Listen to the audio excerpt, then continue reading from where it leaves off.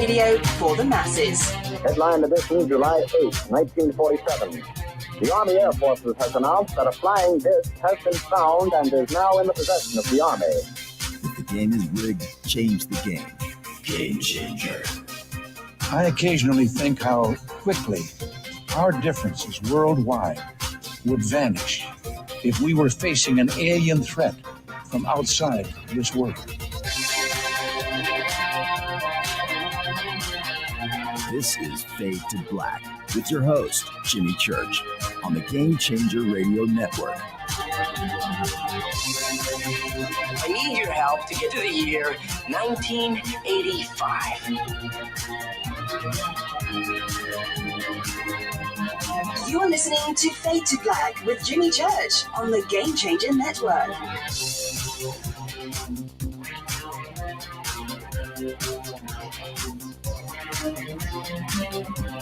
Good evening. Fade to Black. Bespoke radio for the masses. Yeah, man. How you doing? Today's Monday, July 18th, 2022. Let's do this, man.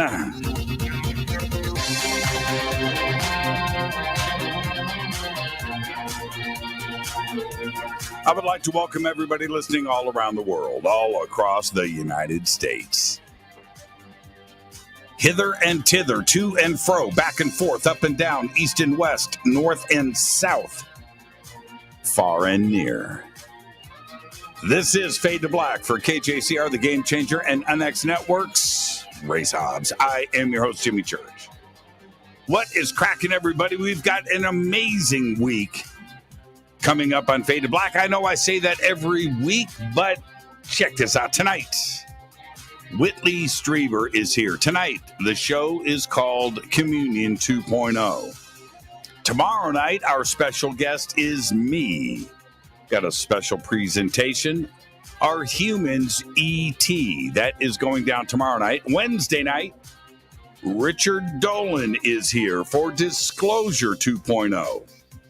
And then Thursday, Linda Moulton Howe. She's back for Contact 2.0. There is no Fader night this week. Deal with it. There are no open lines. Yeah, what an amazing week on the show. Whitley is with us tonight. Looking forward to that. I just posted a picture up of Whitley, Richard, and Linda, and myself. It's about 8 years ago. And we were at the same place at the same time. And one picture was taken, and it's one of my favorite images. And so I posted that up today, and I just thought, man, how cool is that? And I stumbled across it. I went, wait a minute. All three guests this week, right? And there we are 8 years ago. Might I say, all looking so much younger and cuter. 8 years ago. It's a great picture. You can check that out over on my Twitter feed. I think I've got it up on Facebook too as well. And you can follow me right there on Twitter at JChurchRadio, hashtag F2B. And you can see it in the feed. All right. I've got a few things coming up next month. And I can't believe we're sitting at July 18th. So in less than a month, which is Tuesday night, August 16th, I'll be at UPARS here in Los Angeles, California, in Studio City. And all you have to do is visit uparsla.org. UPARS has been down for 2 years. Obviously, we know the reasons why, but UPARS is back. And so to help them kick things off, I am going to go over there and flap my jaws and hang out with everybody. And I'm going to have a few special guests over as well. And if I'm lucky, maybe I can talk Whitley into coming out to UPARS and hanging out for a little bit. That'd be really cool. All right, so I'm going to have some friends there. We're going to I'm going to speak, but we're going to do some little element of Fade to Black. And, I'll pull up a couple of friends on stage and talk to them to see what's new. And then I'm going to take calls. And now we're also going to broadcast this live. So that will be Fade to Black that night, Tuesday, August 16th. Okay, now if you're going to be in or around Los Angeles, you need to, at Tuesday, August 6th, that's where you need to be. You need to be in Studio City hanging out with all of us. And then coming up, I am going to make this announcement more formally tomorrow. But I've got a few things I'm doing in September. And one of them is I'm doing a private Skywatch in Joshua Tree. And there is a way for a couple of you to get in on this, but this is an exclusive event. And I will announce this tomorrow. There's only, this is limited, small, exclusive. That's it. Maybe a dozen people. And there may be a way, if you're so inclined, for you to attend. So I will talk about all of this tomorrow night, and I'll make that announcement. I want everybody to get your free membership to KUNX, the UNX Network. Go over to unxnetwork.com. It's free. You'll get the monthly newsletter. You get blog access. You get event notices. You get a free digital copy of their quarterly magazine. This month, it is about time travel. All you have to do is go to the unxnetwork.com, and there are links throughout social media, over on our website, and of course, in the video description box below. Now, I announced this last week. I think today's the last day. It might be tomorrow. EdenPURE is having their Thunderstorm Bogo special on the EdenPURE Thunderstorm air purifier. I've got a bunch of these. You can get it right now. Bogo, buy one, get one free. The promo code is FADERBOGO.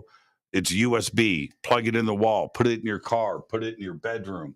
Put one in the kitchen. Wherever you've got the need for clean, fresh, pure air. All right. FADERBOGO is the promo code, and the link is right below. Okay, all right. Follow me on Twitter at JChurchRadio. That's what you want to do. You can follow me on Instagram at Jimmy Church Radio. The Sandbox is hashtag F2B on Twitter. Come and hang out with all the Fadernauts over there. That's where the madness is. Hashtag F2B. That's it, man. That is it. So come and hang out with all of us over there. And let's get straight to the breaking news. I've got a lot to talk about tonight. So let me get the breaking news out of the way. And I'm going to start here with Russia. Russia. A $36 million Russian Su-34 bomber was shot down over Ukraine's eastern Luhansk region. And it was shot down by, wait for it, Russia. That's right. The Su-34 jet had been accidentally shot down by Russia's own air defense forces over the city of Alchevsk. That's how you say it. It's Alchevsk. Alchevsk. Ukrainian is a tough language. They do that on purpose. But that city is occupied by Russian forces. They shot down their own jet over a city that they occupy. So there you go. All right. Well, it hit 104 degrees today in London, Fahrenheit, the hottest day on record ever. And Showcase Cinemas in London right now is offering, I'm not making this up, this is the press release today. They are offering red-headed film lovers. You got to have a head of red hair, right? Free movie tickets, right? Throughout the heat wave, so you can go in and enjoy air conditioning. And it's only going to get worse as well. According to the BBC, tomorrow, London will see temperatures hit 108 degrees in some parts of the country, as well as London. Thankfully, there was always a cinema to hide out in if you've got red hair. Well, in space exploration news, a study published today in the journal Nature Astronomy explores rocket part reentries. Now, according to the study, falling rockets should be considered a very real danger. According to the study, The majority of space launches result in uncontrolled rocket body reentries, posing a risk of casualties to those of us here on Earth. The study aimed to estimate the approximate casualty expectations. The analysis shows that under existing methods, there is a 10% chance of one or more casualties over the next decade. Look up. That's all I got to say. Drew Taggart and Alex Paul, they are also known as the musical act, the Chainsmokers. They have signed up to get into a pressurized capsule tethered to stratospheric balloon and perform their music 20 miles above the Earth. The feat would make Taggart and Paul the first musical artists to perform at the edge of space. All of this according to space tourism company Worldview. Worldview says the Chainsmokers will be, it's a great name, will be on one of the company's inaugural flights slated for 2024 and will record a performance from inside the capsule, giving viewers the ability to experience the music and the trip firsthand. That's actually pretty cool. Pretty cool. They didn't call me for that. You want to hear me play guitar? I would have done it from the edge of space, 20 miles up. That'd be great. Whitley Strieber's seen me play guitar. I'm just letting you know. NASA announced today that it has signed a deal with Russia's federal space agency, Roscosmos, to exchange seats on craft flying to and from the orbiting lab, ISS. NASA astronauts will fly aboard Russian Soyuz spacecraft, as they have done many times, and cosmonauts will climb aboard private American SpaceX Dragon capsules, which has never happened before. The cosmonaut will be Anna Kakina. She will fly on SpaceX's Crew 5 mission. Her crewmates on that flight, which is scheduled to launch in September, will be NASA's Nicole Mann and Josh Casada and Japan's Koichi Wakata. Now, in more Roscosmos news, Dmitry Rogozin, the Roscosmos Space Agency chief known for his frequent Twitter clashes with Elon Musk, was fired this past Friday. 2 minutes after the announcement goes out. Two minutes later, and I'm not making this up, 2 minutes later, Russian President Vladimir Putin installed Yuri Borisov to replace Rogozin as head of Roscosmos. The Kremlin did not provide a reason for its decision to replace Rogozin, who had helmed the Russian space agency since 2018. But we all know that Vlad wants McDonald's and Starbucks back in Moscow, so he's doing what he can. Well, that micrometeoroid that hit the Webb Space Telescope in late May caused permanent damage to the spacecraft, according to Space Telescope Science Institute report released today. The report was published by NASA and the European and Canadian space agencies. According to the analysis, the impact exceeded, I'm quoting here from the report, quote, it exceeded pre-launch expectations of damage for a single micrometeoroid, end quote. There you go. Let's get the show cracking. On this day in history, 1964. Oh, man. Ugh. On this day in history, in the year 64, Nero's Rome burns. The Great Fire of Rome breaks out and destroys much of the city beginning on today, July 18th in 64. There you go. Some say that Nero played a violin while Rome burned, right? That's the big rumor.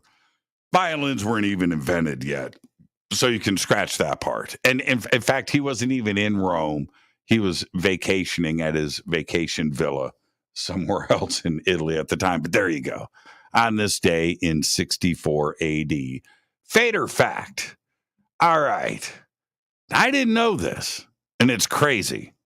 Julius Chambers of the New York Tribune newspaper had himself committed to an asylum in 1872, and his account of his commitment led to the release of 12 patients who were not mentally ill, a reorganization of the staff, and a change in the lunacy laws. And that is your Fader fact. And I'll say this, man, Julius Chambers, crazy. Tonight, we welcome very special guest. Whitley Strieber is here. Tonight, it is Communion 2.0. Tomorrow night, it's me. I am going to do a presentation on Are Humans E.T.? Wednesday night, Richard Dolan joins us for Disclosure 2.0. And then Thursday night, Linda Moulton Howe is back for Contact 2.0. There's no Fader night this week. Like I said before, just deal with it. And that's the way it is. What a great week on the show. Whitley will be here with us at the bottom of the hour. And now I need to hit this Rivermoon coffee. Rivermoonwellness.com. You see my Dean Martin bar? Rivermoonwellness.com. Fade to Black blend. Did you see the pictures of my Dean Martin wet bar? It's pretty cool. It's not done, but it's getting there. And it's pretty cool. It's pretty cool. All right. And I forget why I brought that up. I don't know why I brought that up, but I'm going to hit this coffee again because Rivermoon Wellness. The banner's over at jimmychurchradio.com. Just go to rivermoonwellness.com. You can search Jimmy Church Fade to Black Blend Coffee. You can go to Amazon. Go to the Amazon store. You can get it there. Free shipping. It's the best coffee in the world. Promo code F2B Blend if you go to the website. 15% off of your order right now. Okay. So I posted some pictures. And Saturday night, Adrian Valera, the producer of Disclosure Fest, came over to the house. Now, we had a meeting scheduled starting at 12 noon. And we were planning on 8 hours, one for 12, so 12 noon to 12 midnight. And so we had lunch planned and a dinner planned, and we had a lot of work to do. So this was a working meeting and things. So anyway, I posted pictures of that. But okay, so here's the deal. Adrian and I are really close friends, and everybody knows that. But we are polar opposites in that he's a vegan, I'm a carnivore, right? Technically, if you read the rule book, right, that's not supposed to work, but it does. And here's the thing. So let me lay it out for you like this. Carnivores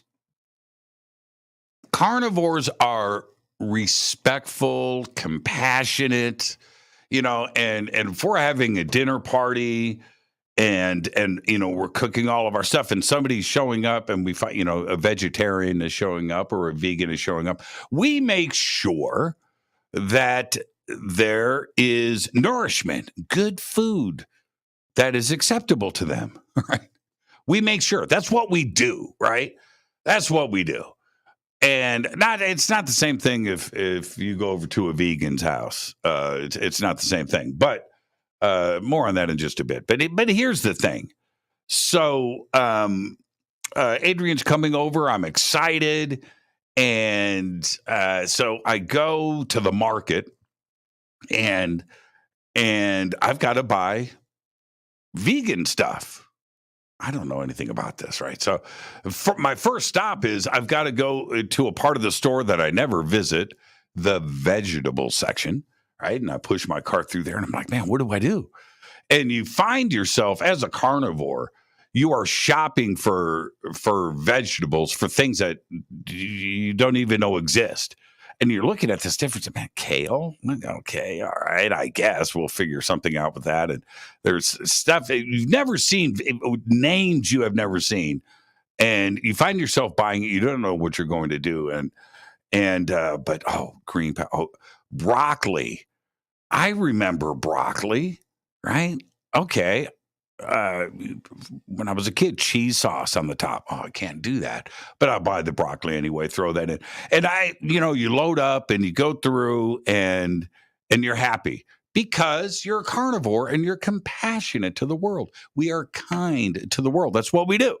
And I want to make sure that not only is Adrian impressed with my compassion and my heart, but that he is also fulfilled. And he's going to go, wow, this is really great. Thank you, Jimmy. Right? That's what we do. All right.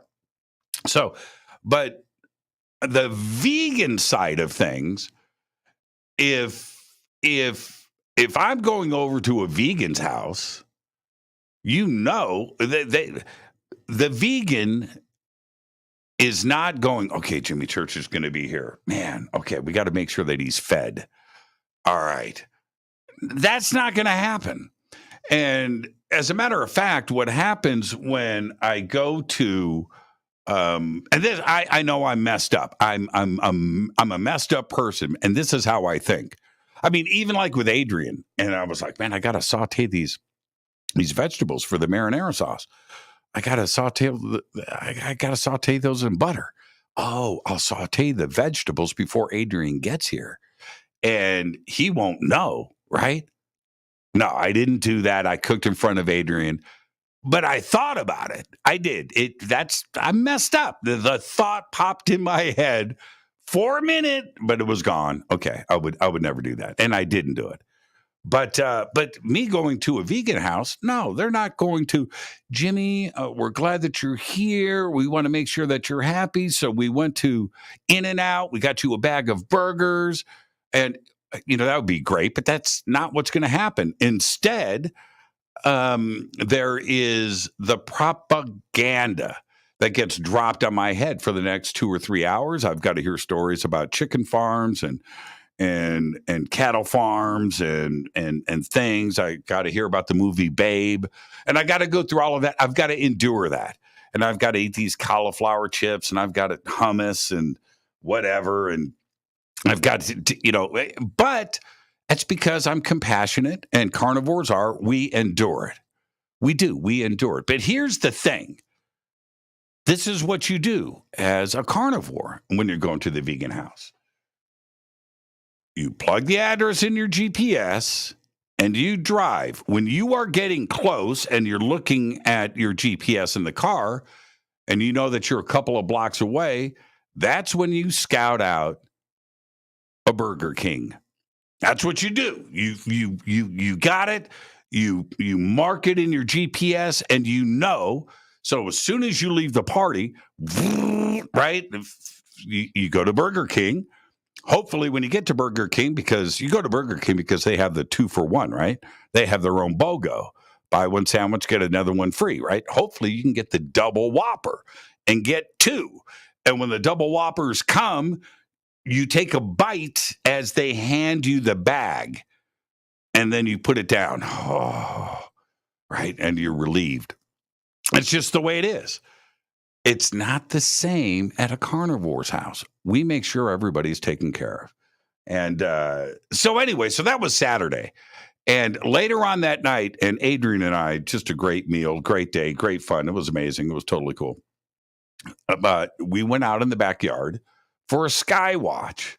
Now, this is the UFO tie-in here.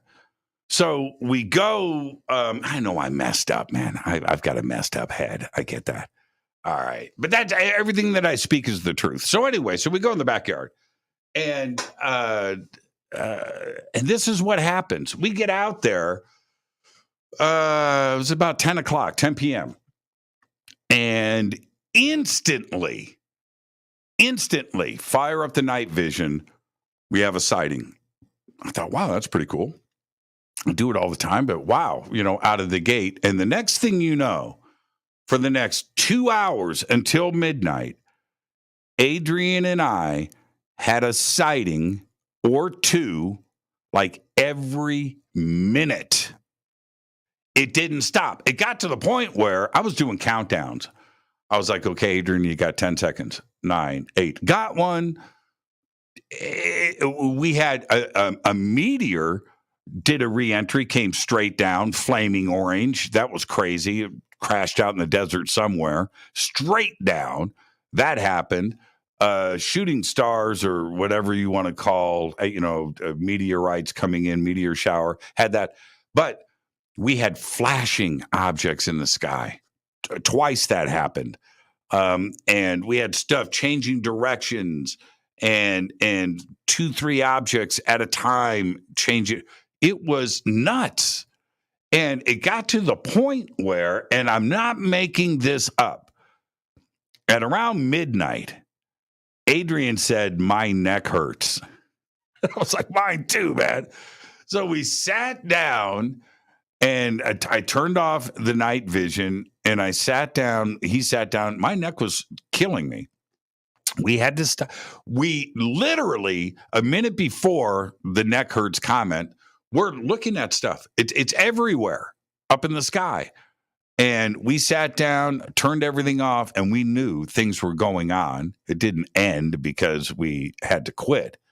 But it was like that. We did 2 straight hours of constant back-to-back objects in the sky. Some of it was really strange. And it was just an amazing night.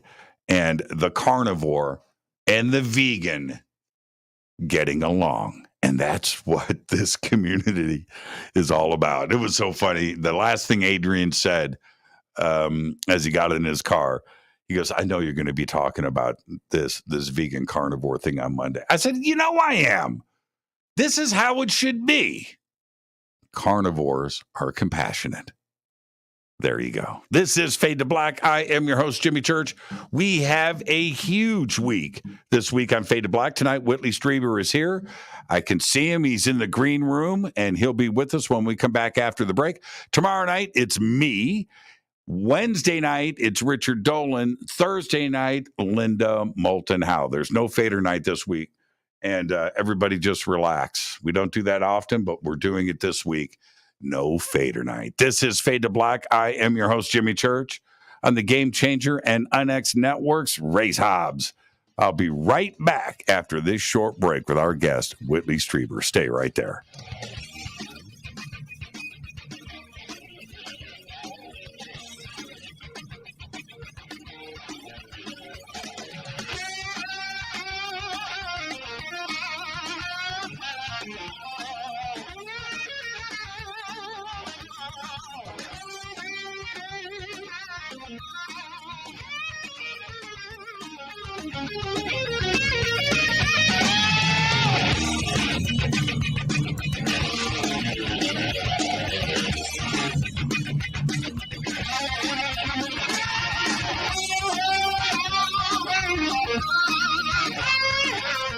This is Nicole Church, daughter of you-know-who, and you're listening to Fade to Black on JimmyChurchRadio.com and the Game Changer Network. You're listening to Jimmy Church and Fade to Black on the X.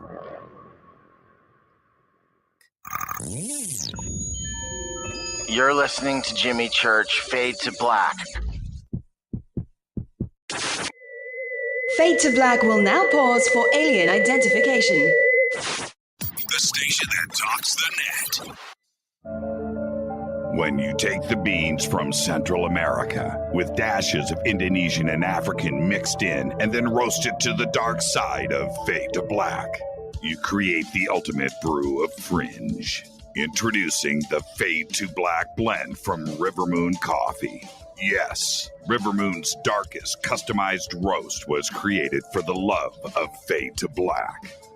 The alchemy of masterful roasting and smoking the beans is in every sip of this full-bodied, dark Java. I need my coffee dark, deep, with distinct bittersweet chocolate highlights, just like the bunker.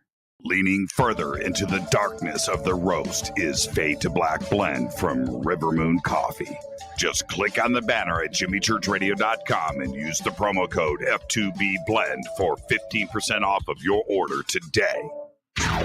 This is the only way forward. This is Fade to Black.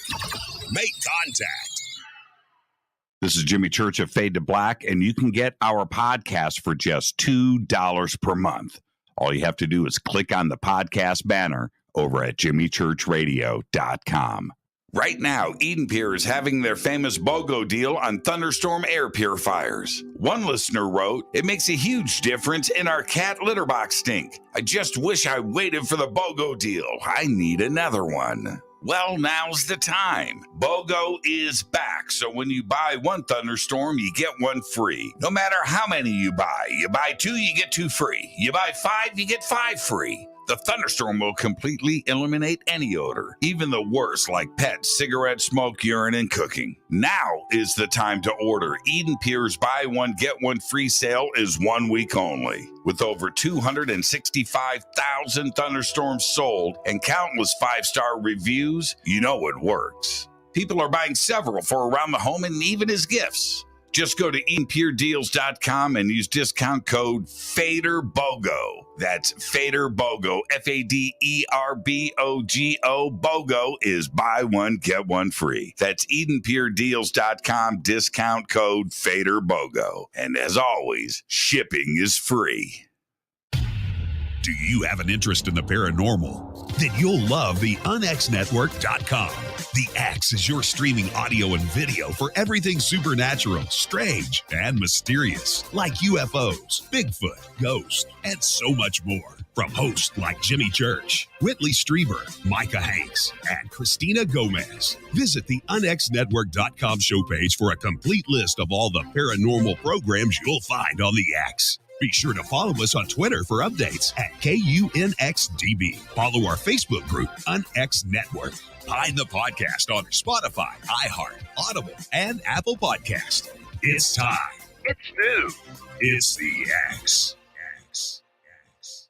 Right now, the world couldn't be more chaotic. History shows us what gold does when the world goes crazy. It goes up in value. Right now, we're in unprecedented times. The pandemic, the war in Ukraine, the devaluation of the U.S. dollar. Gold and other precious metals are a defense measure against the hyperinflation that's happening right now. So, what can you do to protect yourself? Call my friend Alan Johnson at United Gold Group. He's dedicated to helping people secure their retirement income. He'll help you with gold, with silver, and other precious metals, and show you how to set up your own self-directed IRA. Safe and secure, United Gold Group makes gold ownership easy and affordable. There couldn't be a better time, so call now and get a silver American Eagle proof set with a qualified IRA. Call 800-753-8534. That's 800-753-8534 or visit UnitedGoldGroup.com. Reach out to my friend, Alan Johnson. 9 out of 10 geneticists agree. Fade to Black is not your father's radio show on the Game Changer Radio Network. Hi, this is Rob Reiner from Anvil, and you're listening to JimmyChurchRadio.com. What's up? I'm Chris. What up? This is Kyle Massey, and you're listening to Jimmy Church Radio.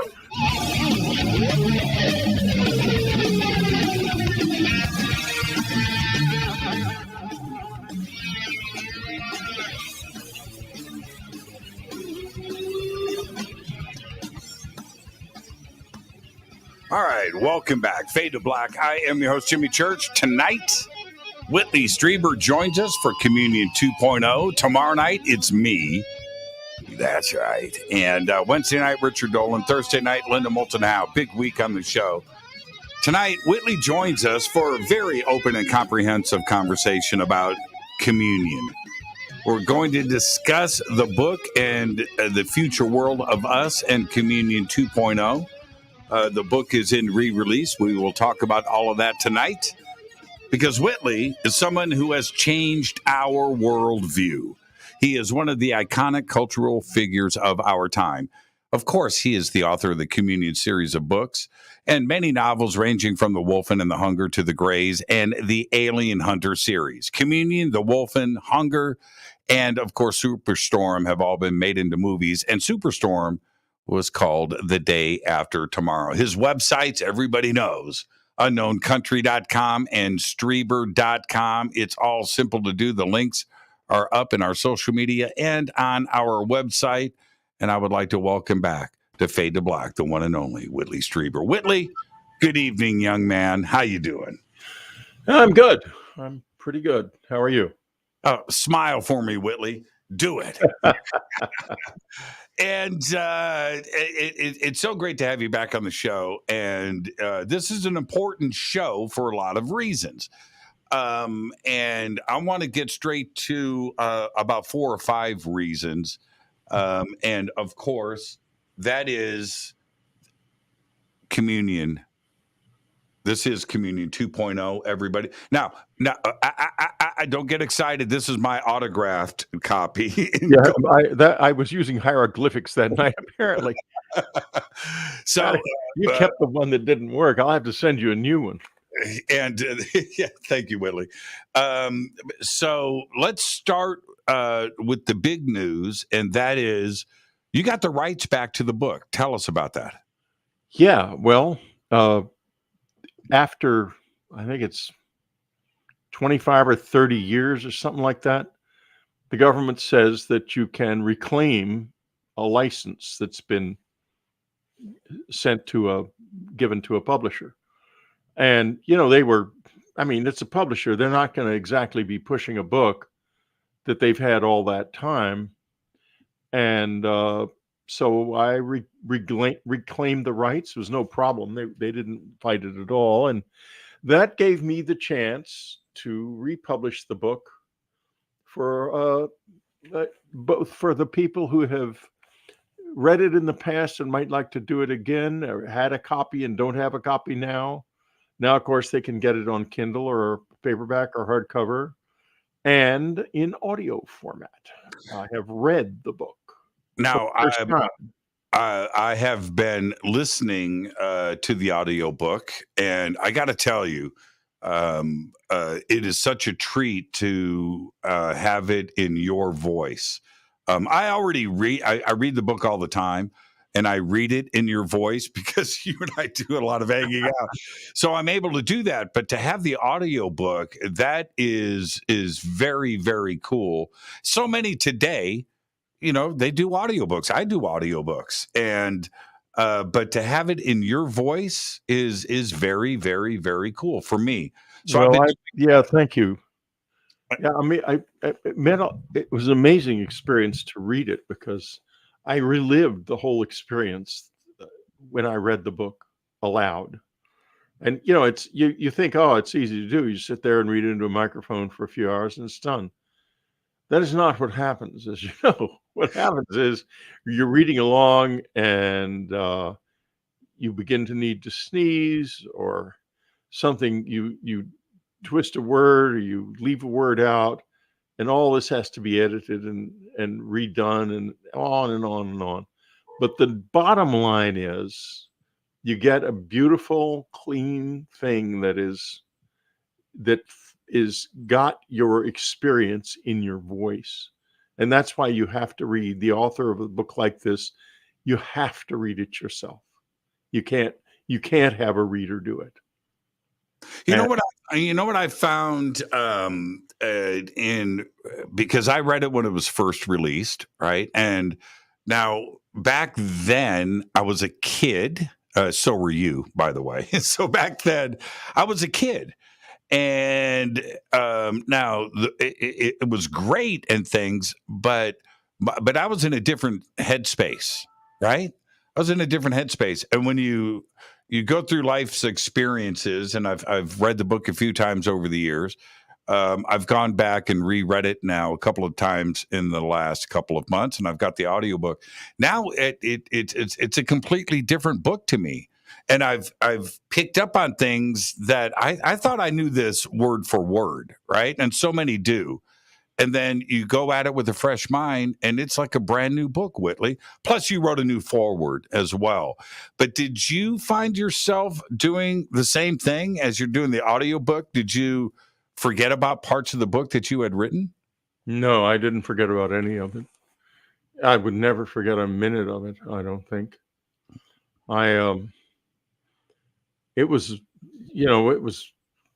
It came out of nowhere, Jimmy. I was not living in this space in any way whatsoever before that happened. Right. I was living a normal life. I was a writer. I was fairly successful. I'd had some semi sort of bestsellers, and I was doing well. I mean, in those days, you didn't need to be Stephen King to have success in writing, and I was doing quite well. I had published a book called War Day, and then, without knowing it, I was involved with the Visitors. I did not understand that at the time. I didn't. It was so far under the surface of my life, but I think they had a huge influence on the book called Nature's End, because that book is it's it's a sort of science fiction novel about the future of the world in 2020, published in 1985 or 86, and it is, when you read it now, it's horrifyingly uncanny. It even has hybrid cars in it, which was, but most of the science fiction in it now, by our standards, is fairly hokey, but the nature part of it is weirdly prescient. I mean, it really is. And that had something to do with my connection with the Visitors that I was unconscious of. And when I say unconscious of it, I was pointed out to me that years ago by, I guess, one of my editors of my fiction said, Whitley, I think they were in your life long before you knew it, because if you read the Wolfen, it's the grays. And if you read the Hunger, it's the blondes. They're characters that you built out of these things that were in your life that you didn't know were in your life. And boy, I mean, that creeped me out. And I bet it did, right? Yeah, because I thought to myself, what are we really? Because why would this only be in my life? Why isn't it in a lot of lives, and maybe all lives? And there are people who scorn me or bully me, and any of the experiences, we all have that happen. But I always think, the people who do that are the ones who can't face what's in their lives. And, what are we? What are we? I think that's the most interesting question of all. I think it's a much more interesting question of whether or not the Visitors are aliens.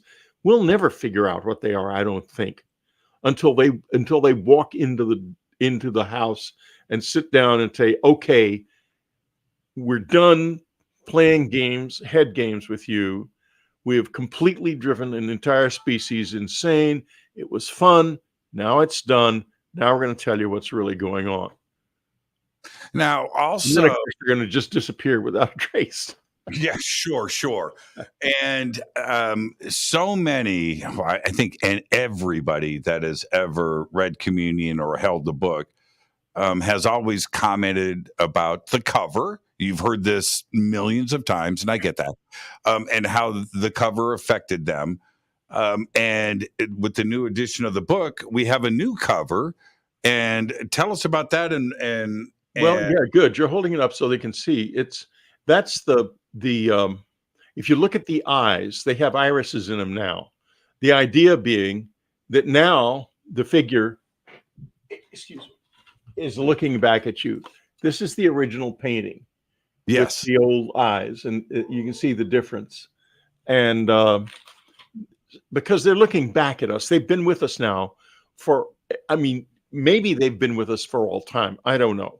But they've certainly been with us in a more open way since the 40s, since the world began to suffer possible terminal upheavals. Because one thing is very obvious. They may be good guys, they may be bad guys. We don't know exactly what's going on there, but there is one thing that's very clear. They do want us to survive. And maybe it's for reasons that we wouldn't like, but the bottom line is they would like us to survive, and that I can show very clearly. In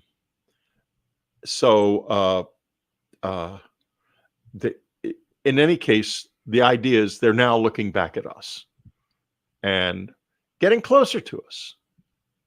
and there is it's now it is a generational book. It's a generational work. Yeah.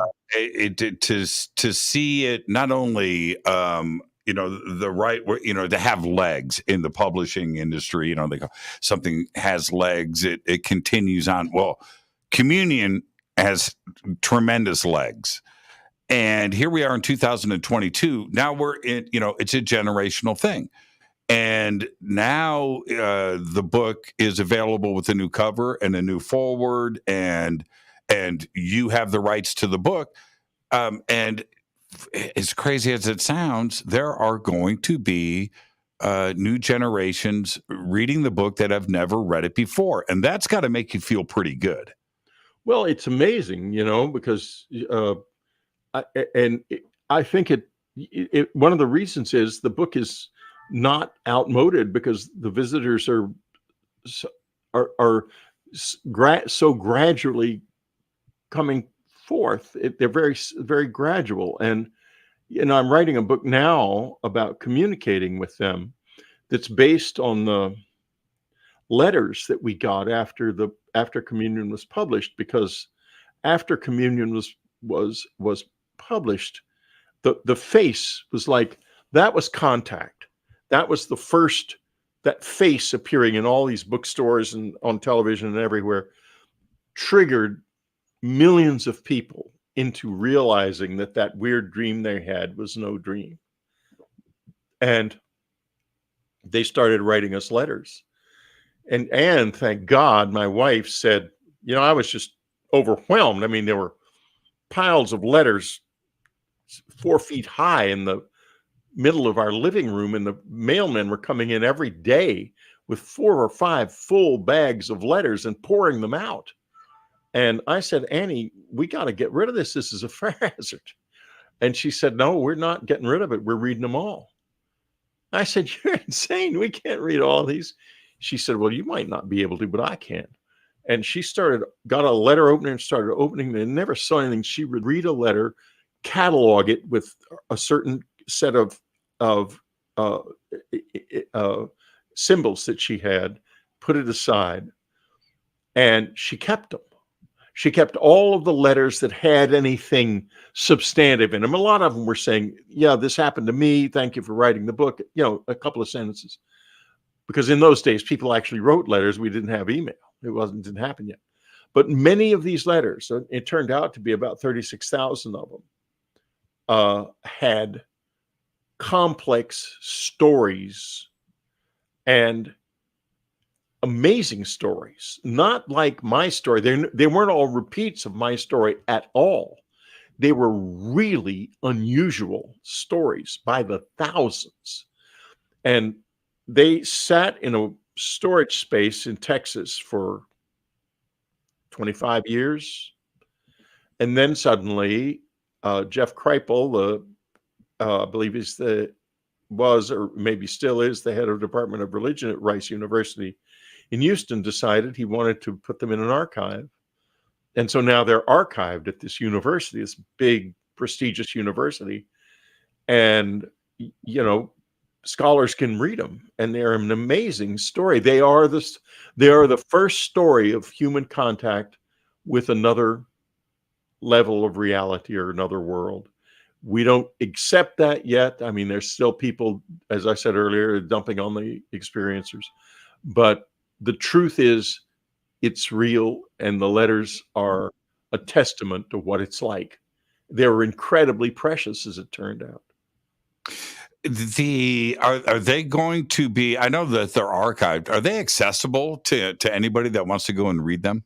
Yeah, you have to go there, and I think you have to sign a confidentiality, because there's addresses and names and private information. Yeah, exactly. And you can't, I don't think you can take copies out, but you can read them, and they're available for scholarly research. And I'm hoping we'll find the money somewhere to digitize the whole archive, and then we can apply really sophisticated uh, artificial intelligence analysis to them.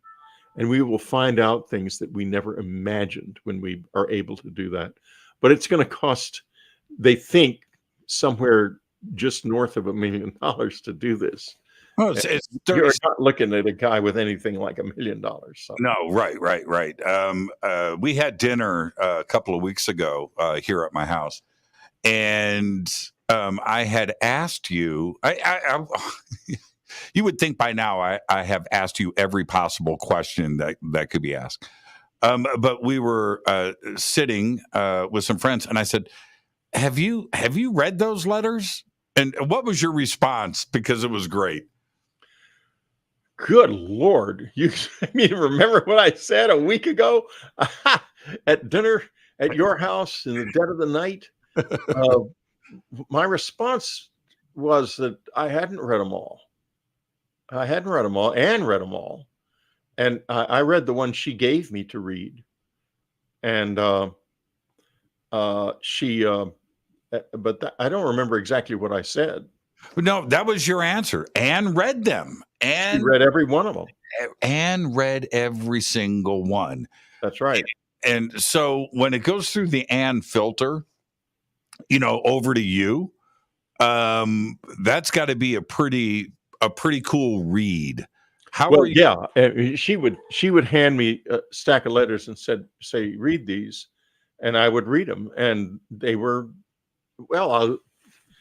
they were just amazing. And now I'm revisiting them for the new book after being involved in this. And I didn't have just one contact. I visitors came into my life, and they're still in it.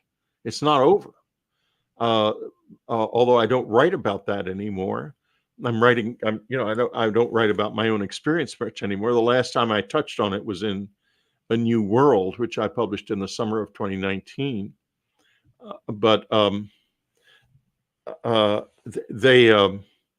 They came back and they engaged with me, and I've also done an enormous amount of research, not only into them, into the close encounter experience, but into the brain and the way it works, into various different states that we get into at different levels of fear, and all sorts of things. And I'm applying that research to these letters, and it's amazing that not only did she select a group of letters, but the weirdest thing is there's an organization to the letters that she selected that I didn't even see, that she apparently saw. I just have to wonder, why was she so very capable of handling this?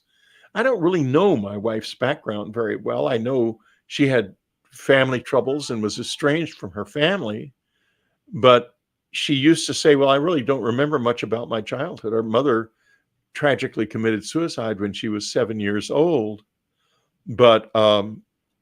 and she had a hard time after that, obviously. But I just don't know. She was more capable of handling this whole thing than I was, or than I had any idea she was, until now, when I'm beginning to work with the letters and realizing what she really accomplished with them. It's incredible. Incredible. We're going to go to a break in 2 minutes, but I want to make another comment about dinner the other night, if you don't mind. I know it was private, but it was funny to me. And in the same moment, I got really anxious. So everybody, I'm sitting out, we're outside, and I turned to Whitley, and we were planning on a sky watch and doing all of these things. And I turned to Whitley and I said, do you think the visitors will come and hang out with us? And this is what Whitley does. He sits back in the chair and he looks around. Maybe. Right? And yeah. And when he said, I got all anxious, I thought, man, well, this would be the night, right? Wow. But you were so nonchalant about it, and you just looked, yeah, okay, yeah, maybe. I mean, they do come around. They come around here a lot. They do not need, forget the idea of them flying around in UFOs and having to hide and stuff. They're far beyond that. They can control their presence in physical reality to the nth degree. They can control it completely, and they can go anywhere they want to. They're so far beyond where we are.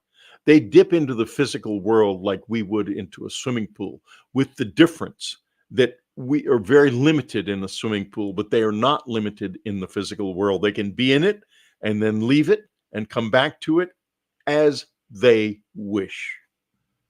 And would you have, because like I said, your nonchalant response to that, you wouldn't have been surprised, right? No, not at all. They show up in my life all the time. When I stay with friends, they often will show up at the friends' places. It happens fairly often.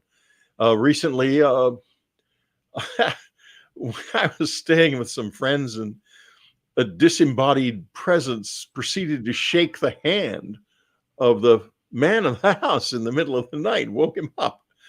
And he said, was that one of your people, Whitley? I said, yeah, I guess they like you.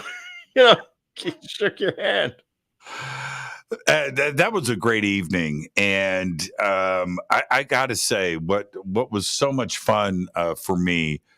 We had a pretty eclectic, different group of friends, which is the way I like to do it. But to have everybody so engaged with an opportunity to sit down with you and just ask questions and have a conversation. Thank you. You also are a good cook, no matter what you may or may not say. It was your help. But no, it wasn't. I didn't help you at all. I just ate the food.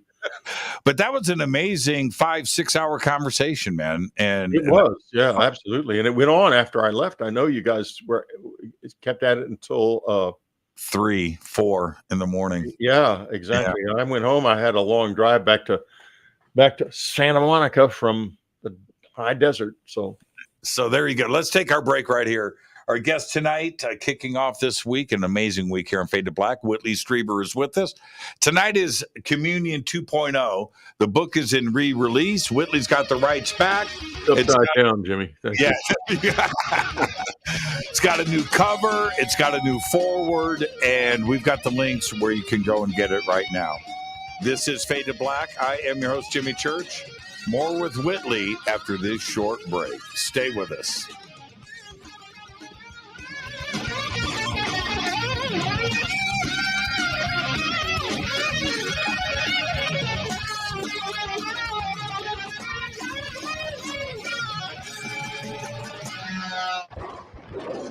This is Fade to Black with Jimmy Church on the Game Changer Radio Network. Your 1 million gigawatt paranormal powerhouse, KUNX-DB, VX.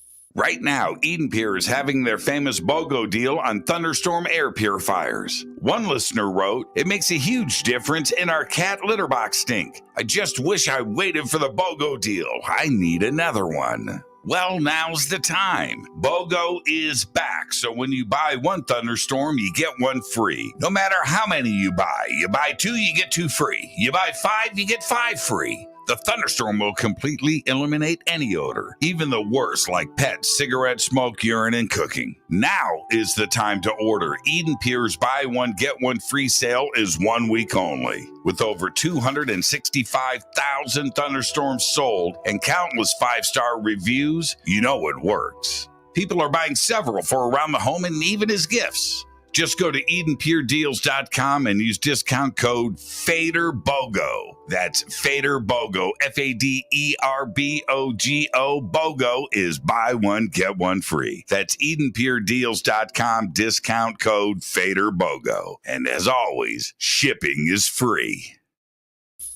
This is Billy Carson, founder and CEO of ForbiddenKnowledge.tv. ForbiddenKnowledge.tv is the fastest growing and one of the most watched networks in the world. And I would like to personally invite you to check out our expanding library of TV, film, lectures, and special presentations. ForbiddenKnowledge.tv has over 6,000 videos covering lost history, health, UFOs, spirituality, and our future. We are committed to our community, and with my personal invitation, you can right now get your own free 30-day membership at ForbiddenKnowledge.tv.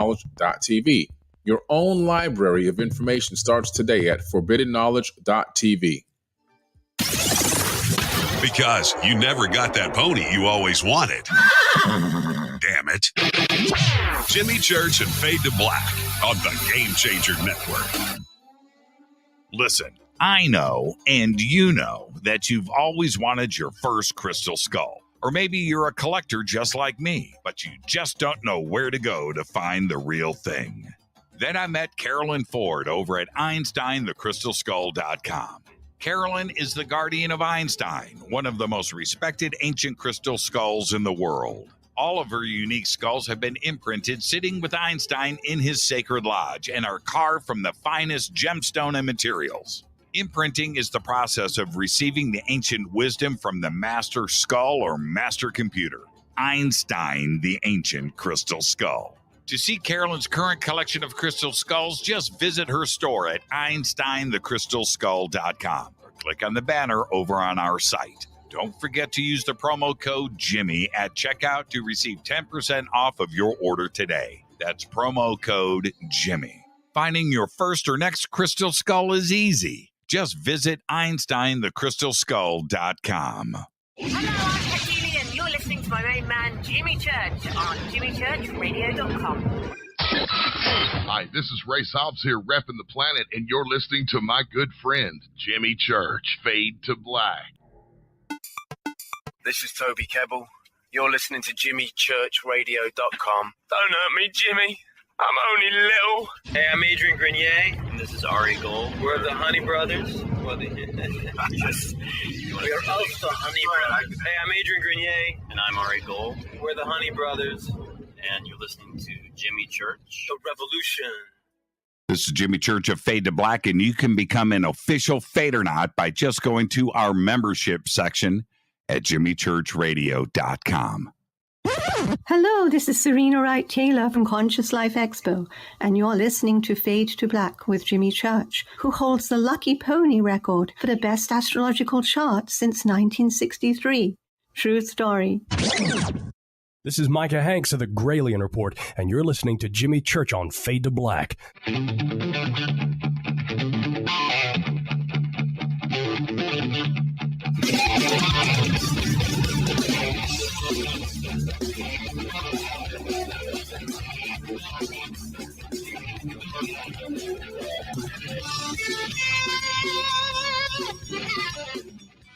Welcome back, Fade to Black. I am your host, Jimmy Church. Did you see the picture I posted? Whitley, Linda, Richard, and I back, when I say back in the day, 8 years ago. Man, we've all changed. We've all changed so much. But what a great week we have on the show. And, of course, tonight Whitley is with us. And now I'm calling this show, for obvious reasons, Communion 2.0. And I want to address something, Whitley, in that I think that you've turned on your air conditioning, haven't you? I'm sorry. Yeah. See, Whitley, we are like the rest of the world right now. We're in the middle of climate change. And Whitley's got the blistering 72 degrees going on in Santa Monica. Yeah, but to be fair, it's hot in this apartment anyway. And Whitley, when you're done and you think you're fed up with the heat, come on up and hang out with me. Oh, yeah, I'll come out to the desert where it's like 153. Yes. An egg on my bald spot. Yeah, literally. Right, exactly. I find myself wearing a hat outside now. But here's the thing. I feel that, and you know this to be true, that we have the UFO, the experiencer community. It's kind of divided up into three factions. and where you have one side where everything is pretty chill and cool with contact. You have the middle that sees both sides. Then you have the other side like that. My experiences have been terrifying bad news, right? And I've been in all three places. You've been in all three. Ann and I had the worst of this happen to us. And my initial experience was unbelievably terrifying. I mean, I damn well went to bed on a normal night with no idea that anything like this could ever happen to anyone, and woke up in the middle of a little confined room full of what looked to me like giant insects, and I could not move. And they proceeded to rape me and really rough me up. And the next morning, I was traumatized. My mind was blown. I did not know whether I was coming or going. They had done something to screw up my memory, or I was so panicked that I had amnesia. I'm not sure which it was. But I went from there to where I am now, all these years later, because basically when it took about a month or 2 months maybe to get this together and realize that something real had happened, and that these had not been human beings in any definition of that term that I understood. And Ann and I eventually, Annie was she was so cool. She, we really went through hell because I was having what now we know as PTSD symptoms, and we were fighting like crazy. And finally, I got to the point, after all the medical tests and everything were over, I had to face the fact that my memory on some level must be real. And so I called a friend, an old friend, he's still a dear friend. And I said to him, Timothy, this is what happened to me. And he says, okay, I'm still with you, I think. Now what? I said, well, what I want to know is I want some advice. What do I say to Ann? And he said, Ann, you haven't told Ann? I said, no, I haven't told Ann. I don't know how to tell Ann. He said, just tell her. She's going to roll with it. Ann, it's Ann, for God's sake. She will roll with it. And I didn't believe it. But I sat her down and I said, Annie, listen, I've got something to tell you. And we'd been fighting so much, she was afraid I was about to ask for a separation or something. And I said, honey, I think I was taken aboard a flying saucer by little men. And she looks at me. She says, oh, thank God. I thought you were going crazy. And I thought, I married the right woman. And then we just both burst out and we looked at each other like, is this insane or is this completely insane? And we just laughed our heads off. And that's when the change started. Was that a sense of relief for you? Oh, God, yeah. My wife was on my side. Right. She did not say, okay, let's go to the insane asylum together. I'll let you off and send you the divorce papers by mail. She did not say that. She said the opposite. She said basically, oh, great. I was afraid you were going crazy, but since you now know you were taken aboard a flying saucer by little men, I realized you are not crazy. Let's go on and do this and figure this out. You mentioned earlier, and I know you've talked about this many times, but when you have, it isn't one race of beings, right? But on the other side of this, we have descriptions of contact from so many experiencers out there. And Linda will tell you all about all kinds of different species. I don't kind of keep up with that because I'm fixed on what I experience personally, and what I've seen. That I can tell you about what I've seen, but I'm not a reporter, in other words, and so I'm not gonna put it in a spreadsheet. Yeah, exactly. I mean, I can tell you about what I've seen and what I've interacted with. Now, and the reason why I'm asking is because today, where we have science on our side, reporting, exoplanets, and every solar system, every star has got planets, and with the size of not only the Milky Way, but certainly extending out to the rest of the universe, that there must be an infinite, extraordinary amount of intelligent life out there. And it's got to vary. Everything's got to be different. And so what could possibly be reaching out to us and contacting us, they are coming from different parts of the galaxy and different parts of the universe, and they may not even know each other. And it's got to be like the colors of Benetton, right? Okay, listen, there are a lot of problems with what you're saying and a lot of truth about it too. Now, the first problem is this. Are we the unluckiest species in the universe, or are we the weirdest? Because in all of that immense vastness, we end up with entities that seem to us to be fantastically weird, that have very strange capabilities, that will not let us focus on them in any definite way, and yet do have physical devices that fly around in our skies. So there is a physical level to it. Now, is it because we are weird, or is it because we just happen to get the weird ones? And if there's more than one species here, they do all have one thing in common. They're all secretive. They are all capable of becoming invisible at a moment's notice, and they do not leave any evidence except the stuff from Roswell and a few other things over the years. So what is really going on here? I mean, I just don't get it. And if you come to a planet and you see there's an intelligent species there, you may not think they're all that intelligent. They may think they're basically just advanced animals. You may think anything. But is your choice to rough them up, to rape them, to steal semen from them, to steal eggs from them, to babies from them, to go right into the wheelhouse of that species' reality and take what is there? Because that's what happened.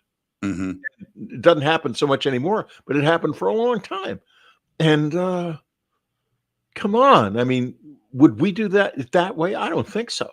But we do it when we go into the rainforest at the Amazon. Well, that's true. I have to admit, we do it to animals, and so maybe they looked at what was going on here and said, these are very interesting creatures. They're pretty screwed up, and they're going to ruin their planet, and they're going to go extinct soon. Let's make a seed bank, or let's make a model of them out of their own DNA and see what they're really all about behind the scenes. And, we wouldn't think twice. We don't think twice about taking animals out of the forest and imprisoning them in zoos for the rest of their lives. We don't think twice about separating parents and children in the animal world. We don't think twice about methodically butchering them by the thousands so that you, Jimmy, can have that kebab. and here's okay, Whitley. Yes, sir. Let me tell you something, young man. Okay. You showed up on Proxima Centauri. You showed up at some planet in Zeta Reticuli, and you step off the spaceship. The little kid alien is going to run home to his parents and go, I saw an alien today, and this dude was a freak, right? Well, that is true. Yeah. But wouldn't we try to communicate with them in some reasonable way? Or not, maybe. I don't. Maybe not. I don't know. But I don't think that. I don't think things are completely right, or it wouldn't be like this. Like, if anthropologists would say, if we found another species on another planet and they had never been out of their planet and they did not know there were any other intelligent species in the universe, the first thing they would say was, do not, under any circumstances, contact them. Let us figure them out first. And we would go in and we would get DNA, we would get biological materials. We would not show ourselves. In other words, we would be to them just as they are to us now. These advanced, it would be like that, but only for a while. And right now, our planet is in crisis, and the crisis is going to come, as you will find, I think, in another year or so, is coming down on us a lot faster than we realize. And you would think that they would have the capability of warning us or helping us get our act together, at least, because our act is absolutely not together on this in any country in the world to any great extent. And a lot of countries give it lip service, but they give climate change lip service, but no one's doing what needs to be done. And there's no sign that anyone will. So wouldn't we help them at that point if we wanted them to survive, as the visitors obviously do? They've been warning us about climate change for years. And they've been warning us about the danger of nuclear war, too, by showing up at missile sites in a lot in both in Russia and the United States, cases that are extensively documented, that are real, they happened. And so you put those two things together, those are our two main extinction issues, is nuclear war and the environment. And they're warning us about both of them. That means that no matter what their motives are, they do want us to survive. They would have to have, if they have the ability to come to us, right, in an interstellar fashion, right? If they have the ability to come to us, then that means they have overcome all the things that we are facing now. One, killing yourselves through war. They've survived disease and famine. They've survived another alien attack, right, from somewhere else. They've survived cosmic catastrophes, asteroids and comets and solar flares. They've survived all of that, right? And we have to accept that part of it. They would have to have evolved because they didn't kill themselves off or were, went through some extinction event. That we constantly. We don't know. I mean, they may have had a hell of a history. You don't know what happened to them. That's what I'm saying. They would have had to have survived. They could have had interstellar wars, for God's sakes. I mean, things that are inconceivable to us. Yeah, absolutely. Star Wars could be real. And the other part is how much time would they have to spend checking us out? When there's another 80 billion, Earth-like rocky, planets in the Goldilocks zone, just in our Milky Way, to go and check out and to catalog and give a name. I was going to get to this, and here's an answer to that. I've talked to some statisticians about this, and if there are millions and millions of intelligence of life-bearing planets in the universe, which there probably are, and we have so many different species here, it means there is an unusual level of interest in us. It means that there are so many out. If there are so many out there to choose from, and this is a regular convention of alien species, which Linda will tell you that it is, then there's something going on here that's very unusual, and something that about us that we don't fully understand, that they are very, very interested in. Here's my Pandora's box with all of it. Just go with me. Here's my Pandora's box. ET stops by here, checks us out. This is a beautiful blue planet. I love this place. I love hanging out. And we do have Las Vegas, right? Okay, so we got that going for us. But there must be, this is the Pandora's box. There must be a cooler place than here. In other words, ET shows up cooler when they're here for sure. Judging from what this summer's been like. Yeah, you know, where they show up here and go, you know what, man? They're killing each other. They're shooting projectiles at each other. They don't have it together. The consciousness is messed up. Let's go to that other planet that's a little more evolved. It's a lot more fun, and maybe they would interact there because they wouldn't have the issues of interaction that they have here on Earth. And that's my Pandora's box, that we're blowing the opportunity because we're just frankly not that cool. Well, that's the other side of the coin. That could be the case too. It could be that the third stringers are the only ones that are here. And that they're so rough with us because we don't matter enough. They don't have to take care with us. We don't matter enough, and they're not going to spend the resources of coming into contact with us because we're not important. And they've done the minimum they feel ethically necessary to do to warn us of our peril. And then if we don't respond, and we start to have things start to get really screwed up here, they're just going to leave. Yeah, we're too much work.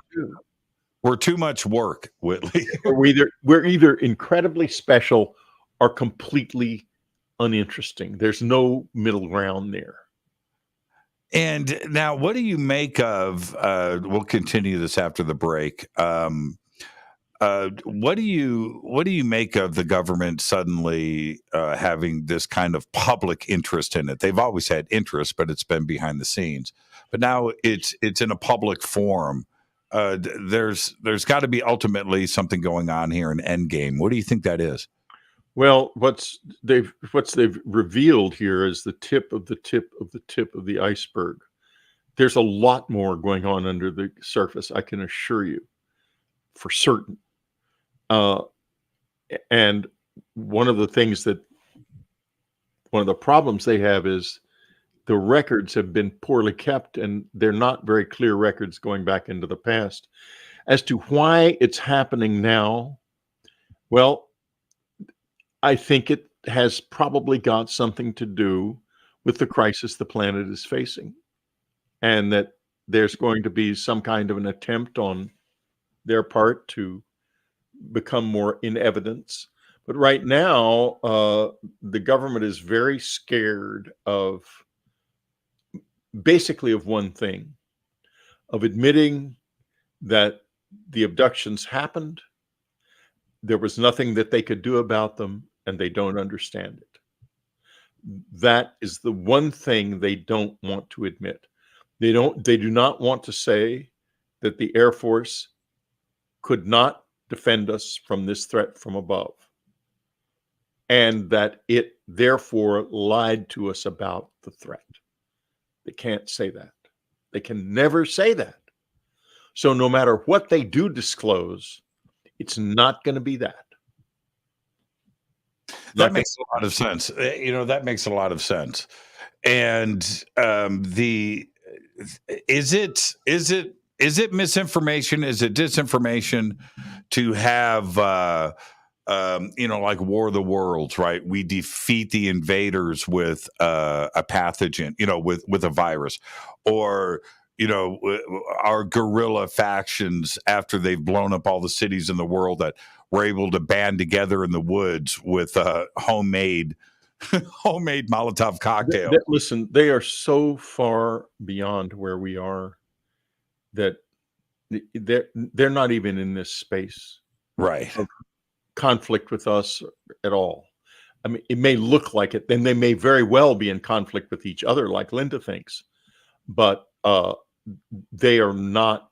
They are in complete and total control of everything that is public about them on planet Earth, and everything that is thought about them behind the scenes. They are in control. They are in control of the minds of people who do not understand how to deal with that, which is many of the people in the government do not have any idea how to deal with that. And therefore, these people do their bidding, imagining that they are creating policy on their own when they are not. Are you comfortable with that? I mean, does that... Well, what choice do we have? I'm either comfortable with it, or what am I going to do? Go after them with a spear and shake my spear at them like I used to do when I was a little boy, apparently? No, I don't think so. There's nothing we can do about that. They're going to do this their way. And whatever they do is going to be basically their decision. We're not going to be able to disclose a single thing about them that they don't want the public to know. They are in absolute, total control of every detail of that, no matter what the Congress says, no matter what the intelligence people say, no matter what anyone says. It's their ball game from beginning to end. Did our government blow it, though? I think we did. I think that a basic mistake was made very early on when it was initially given to the military, very understandably, when an unknown object crashes within 30 miles of the most sensitive military base in the world, the only base that can deliver an atomic attack to Russia at a time when Russia's got 4.5 million soldiers aching to sweep across Western Europe and take the whole continent. And suddenly some unknown craft crashes near there, especially because we don't actually have that many nuclear weapons. We can't really deliver a very big blow. So, yeah, it ended up immediately in the hands of the military.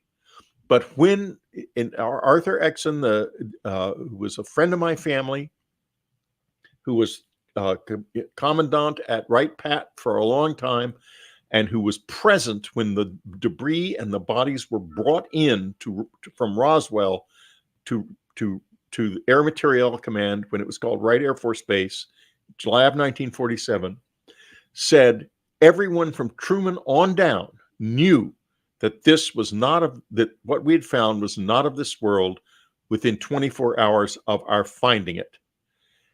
As soon as Truman knew that, he should have said to the military, stand down, do not shoot, do not threaten, do not resist, and given it over to scientists, social scientists, and anthropologists and experts in culture.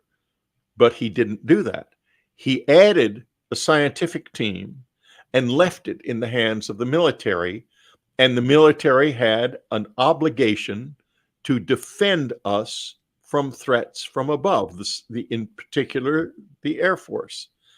And they attempted to do that, and they initiated hostilities. Years ago, one of the blonde people said to me that if you start a war with the Greys, they will never let you stop, and they will never let you win. So that's where we are. That's where we are. And it's nobody's fault. I can very well understand the President of the United States facing something like this and thinking, what if I stand the military down and they just end up in everybody's bedroom? Yeah. I don't understand his dilemma, a horrible dilemma. And I understand his reasoning as to what he did, but it was still not the right thing to do. It was a mistake. And one I think anyone would have made the same mistake. Let's take our break right here. Our guest tonight, Whitley Strieber. What a week we have coming up on Fade to Black. I am your host, Jimmy Church. Tonight is Communion 2.0. More with Whitley when we come back after this short break. This is Fade to Black. Stay with us.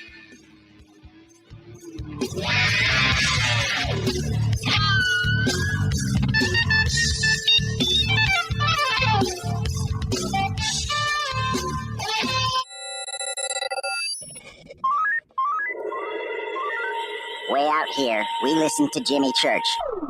You're listening to Fade to Black. You're listening to Jimmy Church and Fade to Black on the X. ¿Qué tal, mis amigos? Yo soy Mario Carson, el tiburón, y los invito para que escuchen a mi buen amigo Jimmy Church Radio. ¡Claro que sí! The Believer is the chilling true story of Dr. John Mack, a renowned Harvard psychiatrist and Pulitzer Prize winner. This is an outreach program from the cosmos to the consciously impaired. He risked it all to investigate human encounters with aliens. The Believer, Alien Encounters, Hard Science, and the Passion of John Mack. Written by award-winning former New York Times journalist and author Ralph Blumenthal. Now available in paperback from High Road Books. Introducing the Game Changer blend from River Moon Coffee that delivers a customized blend made specifically for the Fadernauts. If the game is rigged, change the game. It's a bolder cup with some bite. Game Changer is the coffee of choice for those that prefer an organic dark roast that is slightly lighter and milder, but it's still dark. With wild notes of pecans and chocolate with a rich, balanced, full-bodied cup that is roasted to perfection for a great coffee to start your day, as an after-dinner coffee or anywhere in between. Artisan, small batch roasted to perfection. USDA certified organic, all River Moon coffee is freshly roasted and packaged in the USA. Just go to rivermooncoffee.com or click on the banners over on our site and use the promo code F2BBLEND for 15% off of your order today. rivermooncoffee.com.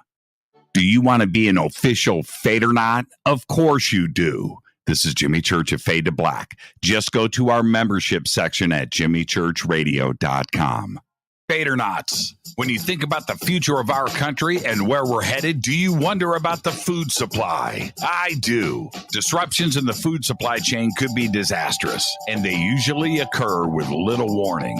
That's why the smartest thing you can do today is to stockpile emergency food, water, and other essentials. I personally recommend My Patriot Supply. They're the nation's largest emergency preparedness company, serving millions of customers for more than a decade. In fact, they're the only source my family trusts for our preparedness plan. You should too. Right now, save 20% off a full 4-week supply of delicious meals that provide 2,000 calories a day. Saving 20% helps too, doesn't it? Especially now. So go to preparewithjimmy.com and get ready. That's preparewithjimmy.com. There's no time to lose. Do it now. So, you love talk radio? Then you'll love TalkStreamLive.com. TalkStream Live is always on, 24/7, with the best streaming talk shows. Find your favorite talkers and discover some new ones. It's free, readily available online or on mobile with any smartphone or tablet. Finding your favorite talk shows all in one place has gotten a whole lot easier. Just go to TalkStreamLive.com. Be sure to download the free apps from Google Play or the iTunes App Store. You listen to us, and we listen to you. And so does the CIA.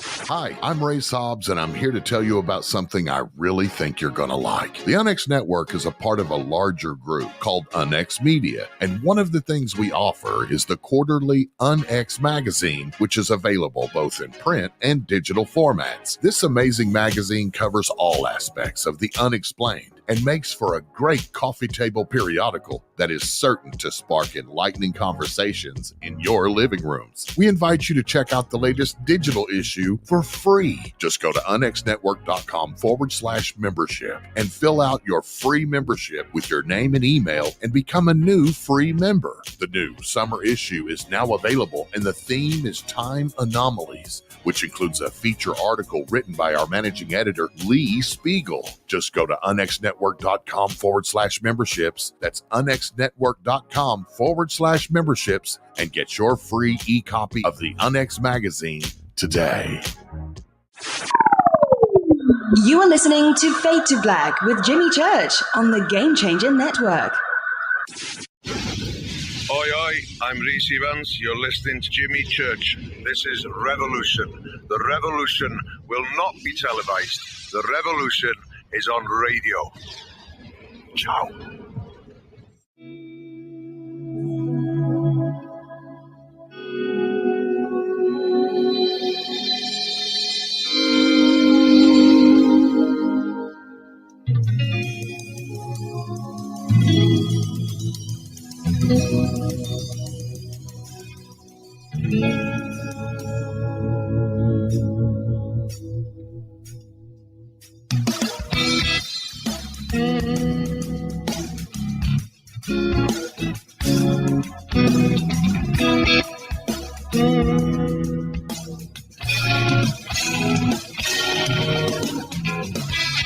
Welcome back. Fade to Black. I am your host, Jimmy Church. Tonight, Whitley Strieber is with us.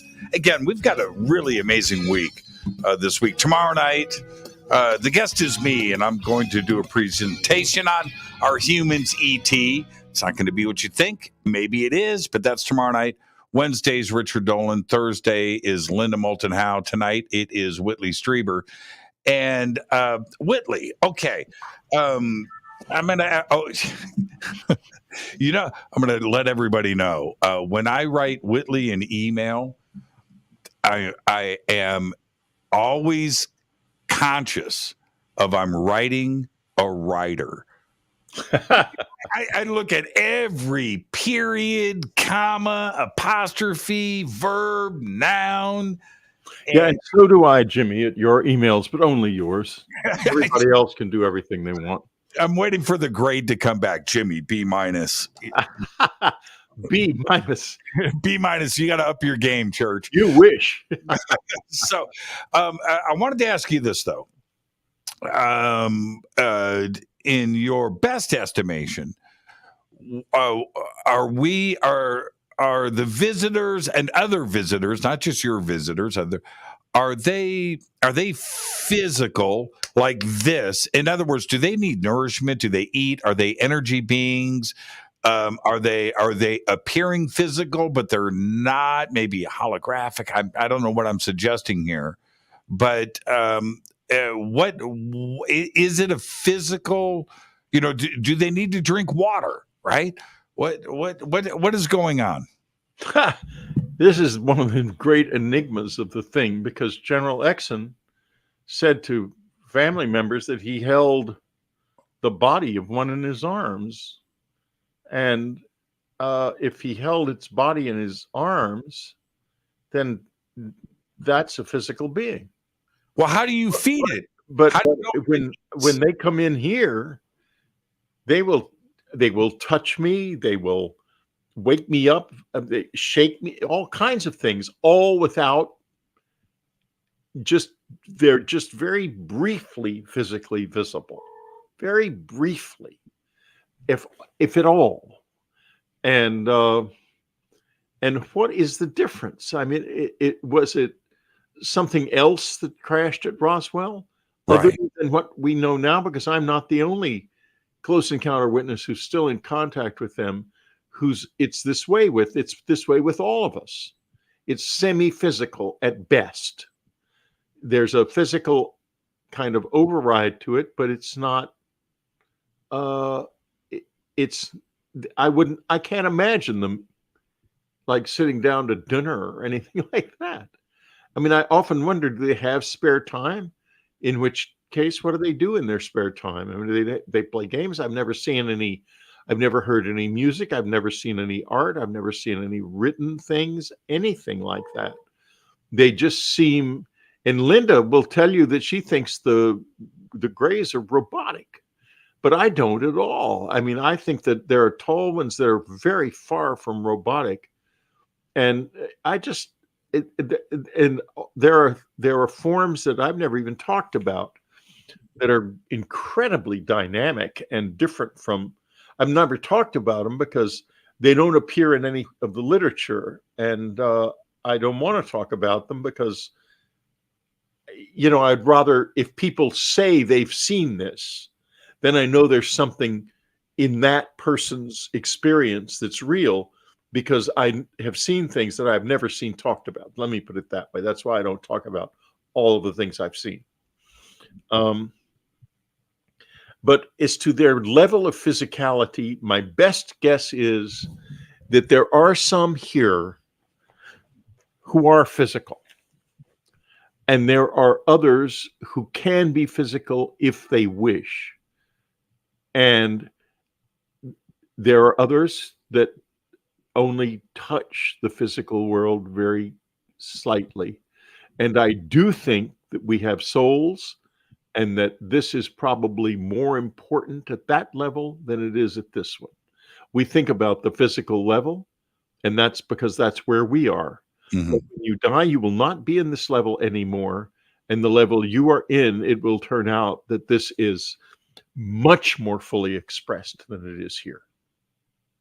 has, and I'm not being facetious, I'm not cracking jokes, but has a visitor ever said to you, you know what, gotta go, it's dinner time?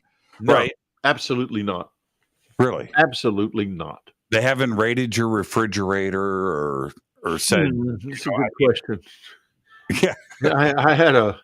I had someone, we had a very scary thing happen here in April where someone came in. I usually exercise early in the morning, and I was not at the house, and I came back and a bunch of drawers had been opened, and it was really scary because someone had gotten in here. They hadn't broken in, they'd gotten in. I called the cops, and the policeman said, well, what was your door locked? I said, well, yeah, the lock in the door handle. He said, you know how long it would take me to open that door? 2 seconds. No, he said 90 seconds at most. It was actually a fairly high quality lock on the door handle. 90 seconds at most. So therefore you can't think of your door as having been locked. It wasn't locked. So they did it to break it down. They did it just to mess with your head? No. Oh, this went on. This was just the beginning. I mean, to let you know that they were there, Well, here's the thing. Here's the contradictory, weird thing about it. They let me know they were here. They didn't take anything. But then more happened. That was on a Thursday. The next Saturday, I'm sitting in a park. I'm enjoying my life. I'm with friends. And suddenly something comes into my head. Whitley, you need to look at the website. And I think, what? Or I'm going to look at the website. So I open my phone. I go into the back end of the website. And just as I do that, I see someone trying to come in with one of the admin usernames, only they can't get in because they don't have the password. And it's just shooting. You can see that they're trying one password after another very quickly. And I thought, my God, there's someone brute forcing a username. Mm-hmm, mm-hmm. So I call the webmaster, and usernames we don't broadcast our admin usernames, of course. I said, so someone's brute forcing an admin username. So we start chasing them down, and we have the ability to isolate someone's access. We can get their IP address and make it impossible for them to reach the website. So we're doing that, and it's more and more coming, and more admin usernames. So finally, he pulls all of the admin usernames from the back end. We generate new, completely different usernames and passwords on the back end. So there's no one typing this into the front end, and the attack stops. Then I take my laptop. I go back to my friend's house, and I open my laptop, and I'm going to look at the site with my brand new username and password created from the back end. I open the site, and immediately the webmaster says, Whitley, are you in there pulling down pages? And I say, absolutely not. And he says, someone got in with your new username a second ago. In other words, here's the real reason they came into the house. It wasn't a burglary attempt. It was an attempt. They stole all those usernames off of my computer. Right. They didn't get the passwords because they couldn't. And then they had a keylogger on the computer so they could watch the computer when I put in the new password. Now, this is not an unprofessional. This is a professional operation. It was obvious at this point. So I enlisted some professionals for advice. And they said to me that, you're definitely being someone's after you, someone with a high skill level, but not such a high skill level as that they can break passwords. So it was not like the NSA. It was someone else, someone lower level. Then I put in a new alarm system. It's not, this house is full of cameras. Obviously, because I'm always hoping I'll get a picture of the visitors. Mm-hmm. So it's already had cameras in it. But that morning, and only that morning, I had the router off because the router had screwed itself up, and I was getting a new router that afternoon. So the morning they came in was the only time the router had been off in a year, maybe more. That one morning. So they probably did something to the router from the outside, which is what screwed it up in the first place. That's why it was turned off. So they knew the router wouldn't be on, and therefore the cameras wouldn't be on either. But then now I've got two different interlocking alarm systems with different alarms, different types of alarms, very unusual ones, not like Simply Safe and stuff, much more wired, much harder ones to get into. And I've got two of those, including cameras in the hallway that leads up. And I saw a guy on one of those cameras come up, pretend to knock on my neighbor's door, and I could see that he was actually casing what he could see of what the new stuff I had on my doors. And so I sent this to a professional, and he said, this man is either military or ex-military, and he is either a thief or worse. Can I tell everybody? You know what? I'm just going to do it, Whitley. I don't care. I've seen the video. Okay. You have. Yeah. Yes. And so I'm going to let everybody know that what Whitley is saying here is not only serious, but it's 100% true. And when I saw the video, which I have now watched it 30 or 40 times over and over again, it's one of the most frightening things I have ever seen. And Whitley, you're leaving some of it out. But so let me give the third party perspective for everybody. This dude fake knocks on the neighbor's door.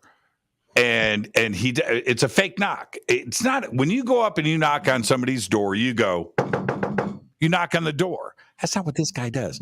He does a reverse rap and he goes like this. He doesn't even knock. He doesn't want anybody to hear his knock. And he does that twice. And while he is doing that, he's looking in Whitley's camera, right? Knocking on the door. And it's like, what? And then the second knock, Whitley, he knocks and dashes.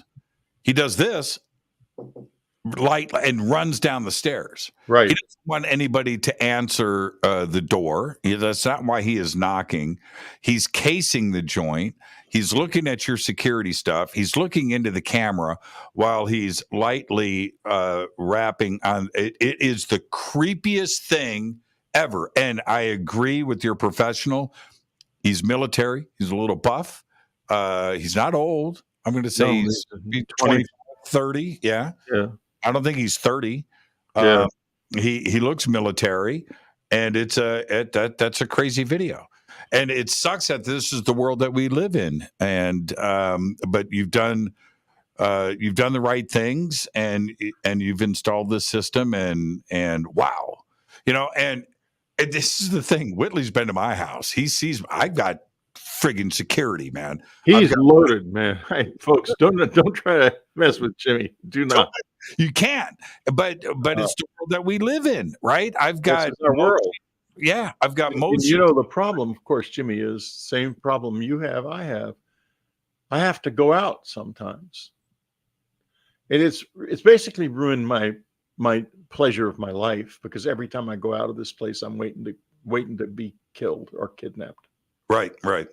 Yeah. So, okay. So, oh man, I'm just glad that you've got this doofus on camera, and he's not going to come back, and he's probably listening to this show, and now he knows that I've friggin' seen his face, and I'm listening to the show, and I wish I could show the video, but there could be legal problems, because it's an invasion of his privacy, and there's no crime committed or anything, and so I can't publicize the video. I wish I could. If I ever see him, I'm going to punch him in his throat. So okay. So anyway, back to the reason why we brought all of this up. You have the cameras in your house, and you've been hoping, of course, right? I've got cameras too, and I would love to catch something. Not a person. I want to catch something paranormal or supernatural or ET or alien. I would love to have that happen on camera. Have you come close? Well, I've gotten a few things. Yeah, I have. The best thing I got was one of the things they do is they like their whoever is with me, and it could easily be my wife Annie. I mean, who's with me now. They are not threatening. They're wonderful, actually. They work on my books with me, and I've gotten fairly good at listening to their advice and taking it, and they're very good at that. I mean, it's why the new books, the New World and Afterlife Revolution and Jesus the New Vision, and now they're an order of magnitude better than anything I've ever written before, I think, except Communion itself. And now, so they're not threatening to me, the ones that are here now. But they do like me to meditate with them at 3:00 in the morning for a very specific reason. It's called in India. There's a type of yoga where you do this every night. It's called Brahma Muhurta time, and it's the time of learning. Your mind is most open. So they will wake me up to do that if I do not do it. If I do not wake myself up, I purposely don't use an alarm because I want this engagement. And one night, I guess, were trying to wake me up. I was sleeping heavily. And the camera, suddenly I was waked up by a crashing noise. And I looked, and this phone had on its own slid off the table beside my bed. And that is caught on camera. You can see it. You can see it. And I could show it now, but the problem is the video is going to be in a documentary about me, and they have the rights to it at the moment. And hopefully that will be out around Halloween. Okay. So what do you see, though? Can you describe it? You see a sort of shadowy darkness, like a little dark black kind of finger kind of come up behind the phone and push it off the edge of the table on its own. I mean, it is absolutely not something that could happen. It didn't, it didn't just do that. Things don't do that on their own. Do you ever, there's a reason why I'm asking, do you ever get touched at night? All the time. Yeah. Mostly the way they wake me up is blow in my face. They blow in, I go right in my face. Oh, that ain't right. No, that ain't right. No, I'm used to it. It's been happening. I'll tell you when it started happening was after Annie passed away. And I think it's her. I think that I'm engaged with my wife. I'm pretty sure I am. And I think, she was on a very deep, powerful spiritual journey in this life. You never knew anyone like it. Did she ever blow in your face when she was alive? Never. Okay. But this happens now, and she was a person who expected your best. If you were going to meditate, she wanted you to do that. If you were going to do this spiritual journey with Annie involved, you were going to do it. And I am doing it. I'm very much on this journey, and it has turned into the most extraordinary and beautiful thing I've ever imagined possible happening to anybody. It's my life now, frankly. Right. But blowing in the face, I think I would pee on myself a little bit. The first time it happened, it was exciting. I mean, and it wasn't at first, I think from whoever it was or whoever it was assumed that I would be moronic and hard to deal with. That's why I suspect it was Annie. Funny. They started by grabbing one of my toes and shaking the hell out of it in the middle of the night. And it hurt. And then the next night, grabbed my nipple and shook the hell out of it and pinched it hard. And I just came flying out of bed. And then I realized that this sort of thing had been done to me before, back in the 90s, in another type of experience. And I realized that what was wanted, and I started doing the meditation that I learned way back in 1969, and have been doing it ever since. And I do it now every day with some friends, and during the day, and I do it in the evening at 11 and again at 3. And I've been doing that now since 2015, since about 6 weeks after Annie passed away. Well, I figured out. I'll get this in before the break. So I had this thing that was happening at night in my bedroom, and Whitley, I don't know if you went upstairs, but in my master bedroom, the master bath is off to my left, and I would hear, and I didn't know where it was coming from, but I would hear this like descending in volume. Like that. Anyway. Wow. And that's in a house that's just, it's nobody there. Right. Okay. But I figured it out. And now this has been going on since I moved in. And I would get up and I'd walk around. I'm like, man, I'm freaking myself out. I got my flashlight. And I heard it like 3 times last week. Okay, you're not going to believe this. So that's it. I go in and I'm standing in the bathroom. I've got the light on. I'm freaking out, and I hear it. And I spin around. It's my frigging commode door. And the window is, so there's, the toilet is in its own room. The door's closed. And the window is open. And the wind, the pressure was making the door, even though it's closed, to lightly tap. I went up and I knocked on my door. I went, oh, you got to be kidding me. So now I leave the door open. I haven't heard it for a week. It was my freaking bathroom door in the wind. But I had months of scaring the crap out of myself. Yeah, it can get windy out there in the desert. It can. And that's what it was. The door's closed, but just enough, right? The pressure in there to do that. And so there it is. Problem solved, case closed. And but I have ghosts, but that ghost has been run out of the house. So I figured that part out. Let's take our break right here. This is Fade to Black. Our guest tonight, the one and only Whitley Strieber. Tonight is Communion 2.0. When we come back after the break, I'm going to ask Whitley directly, why should the new generation read the book? We'll be right back.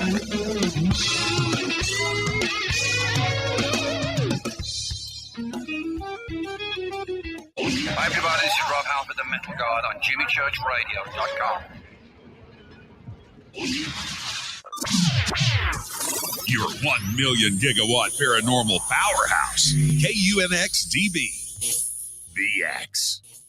Right now, the world couldn't be more chaotic. History shows us what gold does when the world goes crazy. It goes up in value. Right now, we're in unprecedented times. The pandemic, the war in Ukraine, the devaluation of the U.S. dollar. Gold and other precious metals are a defense measure against the hyperinflation that's happening right now. So, what can you do to protect yourself? Call my friend Alan Johnson at United Gold Group. He's dedicated to helping people secure their retirement income. He'll help you with gold, with silver, and other precious metals, and show you how to set up your own self-directed IRA. Safe and secure, United Gold Group makes gold ownership easy and affordable. There couldn't be a better time, so call now and get a silver American Eagle proof set with a qualified IRA. Call 800-753-8534. That's 800-753-8534 or visit UnitedGoldGroup.com. Reach out to my friend, Alan Johnson.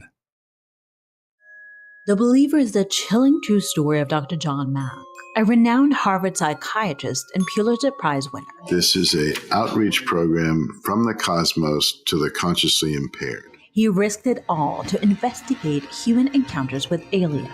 The Believer, Alien Encounters, Hard Science, and the Passion of John Mack. Written by award-winning former New York Times journalist and author Ralph Blumenthal.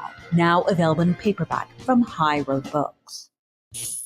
Are you ready to read about true paranormal events? Unx Media publishes nonfiction books about UFOs, ghosts and haunted places, time anomalies, cryptid creatures, and more. Just like KUNXDB Radio, it's all about unexplained phenomena. Visit www.unxmedia.com to see our list of great book titles by Debbie Ziegelmeyer, Gene Walker, Devin Listrom, Wayne Lawrence, Bill Spicer, and yours truly, Margie Kay. That's unxmedia.com. This is Jimmy Church of Fade to Black, and I only drink Fade to Black blend coffee from River Moon. Just click on the River Moon Coffee banner at jimmychurchradio.com. Promo code F2B Blend. This is the only way forward. This is Fade to Black. Make contact.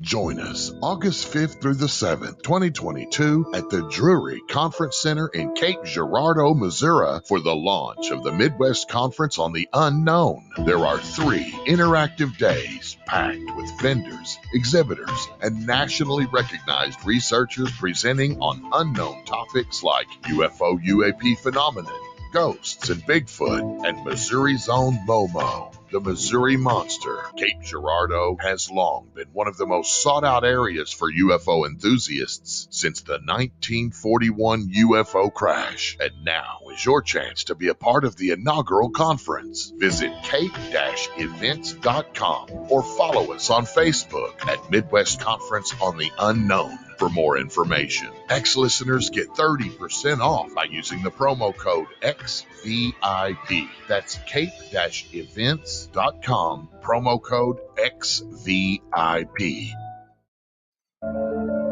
When you take the beans from Central America with dashes of Indonesian and African mixed in and then roast it to the dark side of Fade to Black, you create the ultimate brew of fringe. Introducing the Fade to Black blend from River Moon Coffee. Yes, River Moon's darkest customized roast was created for the love of Fade to Black. The alchemy of masterful roasting and smoking the beans is in every sip of this full-bodied, dark Java. I need my coffee dark, deep, with distinct bittersweet chocolate highlights, just like the bunker. Leaning further into the darkness of the roast is Fade to Black blend from River Moon Coffee. Just click on the banner at jimmychurchradio.com and use the promo code F2B Blend for 15% off of your order today.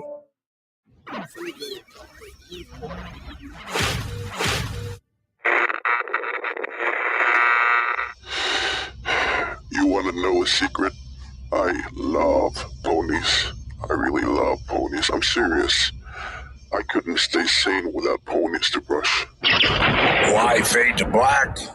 Because you never got that pony. Damn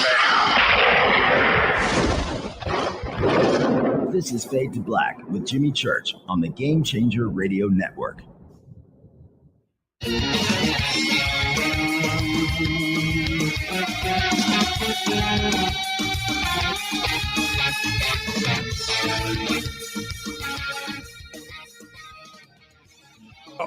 Welcome back. Fade to Black. I am your host, Jimmy Church. Tonight, Whitley Strieber is with us.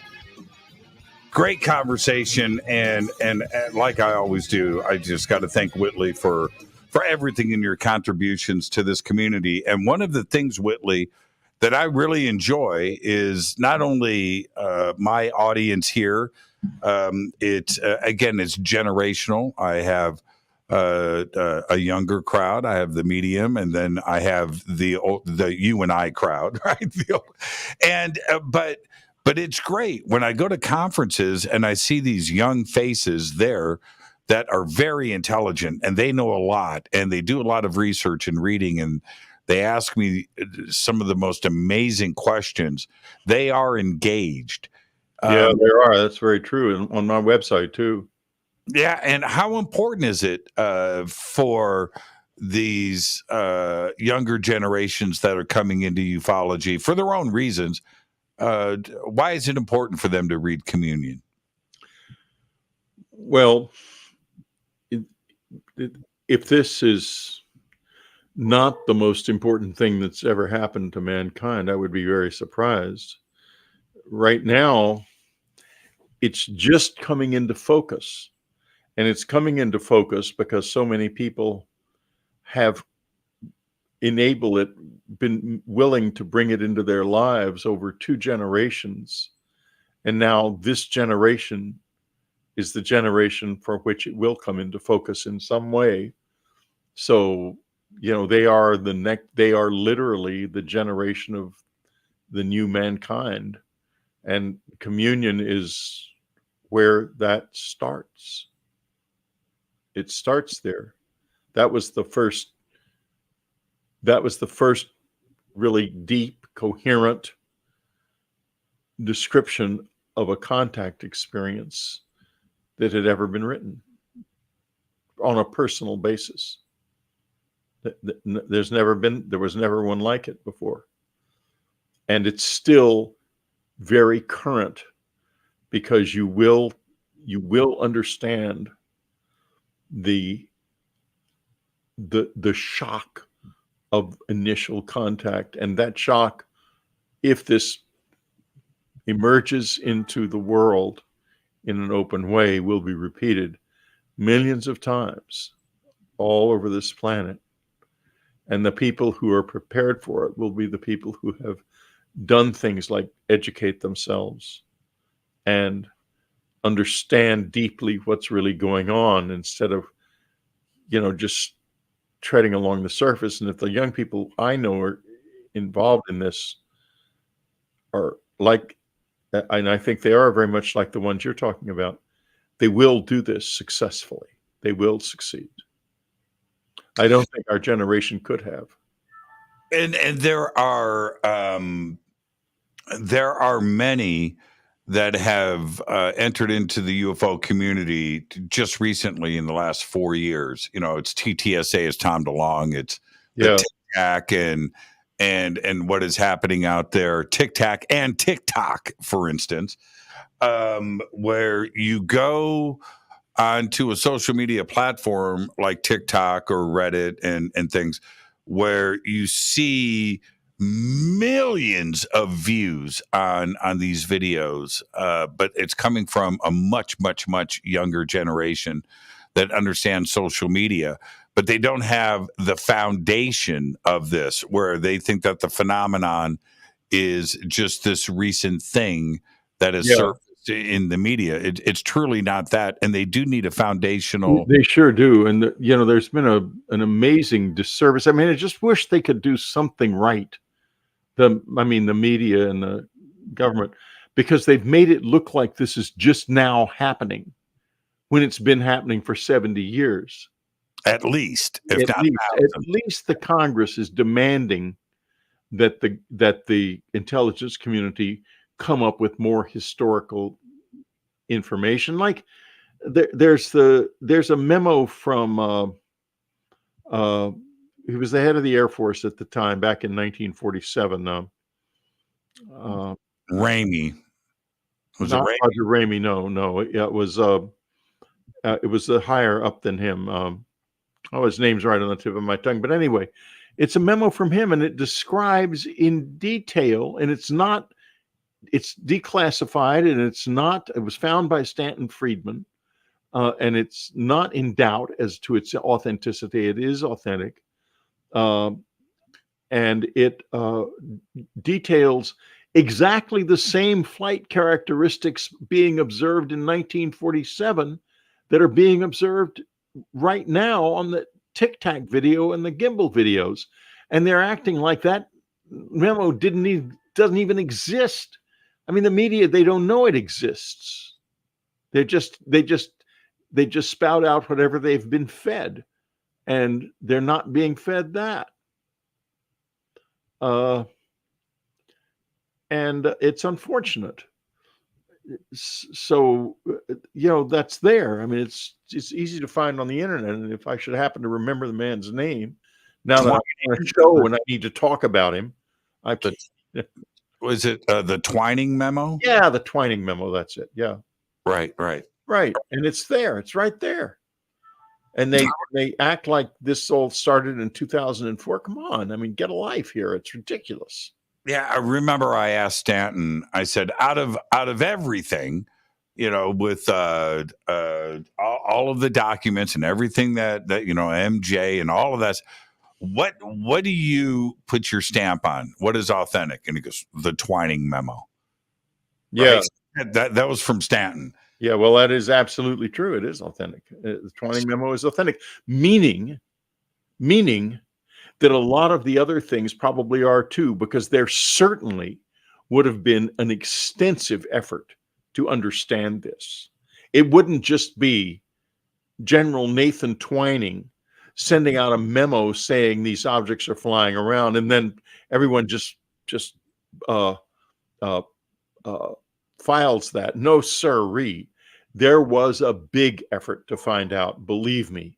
And whether the effort it was called Majestic 12 or not, I don't know, but it was there, all right. In fact, Art Exon told me in 1988 that he was still going back to write to meetings with the scientific group to talk about what he remembered from earlier, because a lot of the records that was so secret that physical records weren't even kept. It was all oral in memory. And I asked him why it was so secret, and he wouldn't tell me. Do you believe that? I mean, I understand you got 36,000 pieces of correspondence from people around the world after they've read the book. But do you believe that some are not aware of experiences? Yeah, I think a lot of people, right? And especially the people who are like, there are a lot of people who listen to something like this and they get very they get their backs up about it in various ways. They get very scornful, or and I think those are the people who had experiences and they're pushing it away. They don't want to face it. They don't want to face it, and it makes them angry and it scares them, and that's how they react. I think all of the hidden experiencers, of the suppressed experiencers, I think most of them are like that. They're the people who say, "Oh, he's a bullshit artist," or whatever. Right. When actually what they're doing is they're saying, "I don't want to think about what happened to me." Totally, 100%.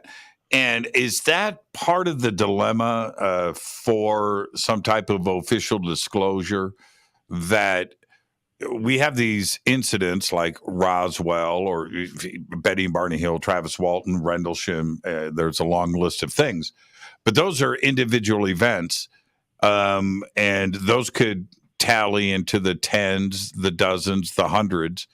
But if the experiencer step forward, now you're dealing with millions and millions of people. Is that part of one of the reasons why disclosure is difficult? I don't know. I think that I have noticed this, that there's a real hesitancy on the part of the people who are trying to do the UFO level of disclosure, of talking about or even engaging with anyone in the experiencer community. They really don't want to do that because they don't want to. They want this to be believable to the public, and they think if the experiencers come aboard with all their wild and crazy stories, it's going to make it all look ridiculous. And they're not wrong. I think that's true. I think if you sit down and you tell a story about being taken aboard a flying saucer by little men, not everybody's going to say, "Oh, thank God, I thought you were going crazy." They're going to say, "Oh shit, you are going crazy." Yeah, and here's the thing: if it's a technology we don't have the capability of understanding right now, we can fantasize and have theories, and write all the science fiction in the world. But the true technology here is something that it would be beyond our grasp. I understand that. But when we talk about the inability to capture, to video any of this phenomena, whether it's ghosts or time travelers or ET, we could all be talking about something that is connected, right? Well, That there's lots of video of ghosts. That's but it's three. It's not. What I'm suggesting here. It's not solid 3D. Yes. Because they're ghosts. Right. Ghosts are not going to be solid. Right. Now, but the interesting thing is this. There is no video whatsoever of a close encounter in the public space. I do know of two things. One of them is a piece of a photograph I was shown way back in the 80s by a couple of guys, of Air Force guys. And it showed, it was taken in a neighborhood. It looked like a regular suburban neighborhood somewhere. And there was some houses. You could see some regular houses. And then there was a tree on the side of the road and by the sidewalk, a pretty big tree. And there were 3 or 4 of these very graceful little grays with the big heads standing under the tree, and a very bright light coming down from above that was so bright that the leaves on the top of the tree were whited out. And this was before digital photography. This was like a Kodak camera. And I said, could I keep this? And he said, no. They came out from Wright Pat. It was in Dayton that I saw this. I said, no, you can't keep it, Whitley, but we just want you to know you're on the right track. And they left. So that exists, and how much more exists behind the scenes, I don't know. But there's probably a lot. And it could be a great deal more, in fact. And it probably is. There are bodies, and who's to know whether or not there is some kind of active interface with the visitors. We just don't know how deep this goes or how extensive it is. It could be very deep and very extensive. But that photograph exists somewhere. Somewhere. It exists. And it's, as I say, they said it was classified. I couldn't keep it. Now, what was your spidey sense when you saw this photograph, especially back then, because it's film, it's a print? What was your spidey sense? What did you think you were looking at? I thought I was looking at what was there. It looked like they were very graceful looking. These little beings were very graceful looking, and they were standing under this tree. And it was just a photograph. And I would guess that somebody out walking came upon them and took the photograph. And in focus, was it clear? Perfectly clear. Wow. It was clear. There was a lot of light coming down from above, which is why the photograph worked in the first place. And it was perfectly clear. It was a color Kodak photo like they used to have in those days. Oh, it was color. I was picturing black and white. No, absolutely not. It was a color. Holy crap. Yeah. And you see, that's one thing, but there must be thousands of them hidden away somewhere. I think they've made an enormous effort. And I think that the reasoning, as I said earlier, implied earlier, I think that whatever's behind this, however complex and contradictory it may be, it calls the shots. I think that they did things here to make certain that our official world would not reveal it and could not dare to reveal it. And here's another thing that's fascinating. This is really, as far as its people are concerned, it's very concentrated on 3 countries: the United States, Australia, and Canada. You do not get abduction reports from many other places, a few from France and Italy. Brazil. In Brazil. Now, I take it back. A lot from Brazil. It's true. A lot from Brazil. Right. And so, but the concentration is very definitely in these countries. And also what's happened in Brazil is mostly really scary and violent. And it's terribly much a mixed bag in those three countries. It ranges from very spiritual experiences to really terrifying experiences, or in cases like people like me who stay with it. And once I realized they were real, I was no way I was letting this go. It was scary and dangerous, and I was furious at him. All of that was true. But I started going out in the woods in the middle of the night on my own to let them know that, yeah, I'm here, and I definitely want to understand this and know more. And it was the scariest thing I ever did in my life. Let me ask you this. And they came back into my life, and they're still here. Let me ask you this before I let you go. Have you been contacted by the government? Of course. And what's the interest with that? Listen, I'll be very frank with you. A CIA officer became very friendly with us, a very sweet man, and spent a great deal of time with us at the cabin. He never encountered the visitors there, but he interviewed both of us extensively for years. And I've been very involved with the government, of course. Yes.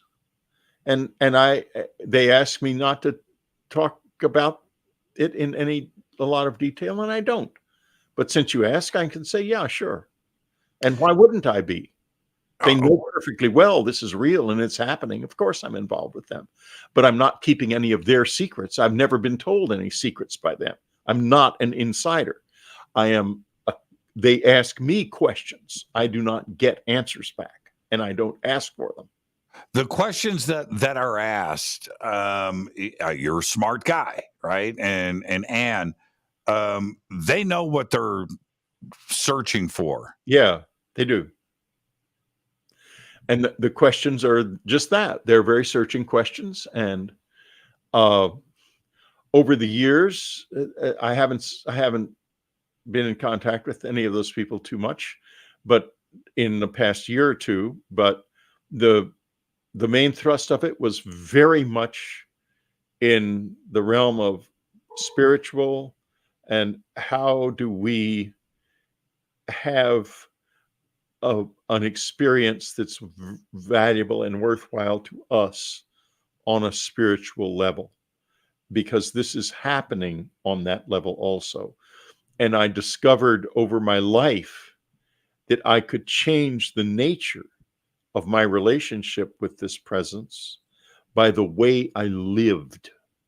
That's why I wrote Jesus a New Vision, to lay out his method of living a good life, which is a fabulously intelligent, brilliant method of doing this for people who are not Christians and not necessarily secular.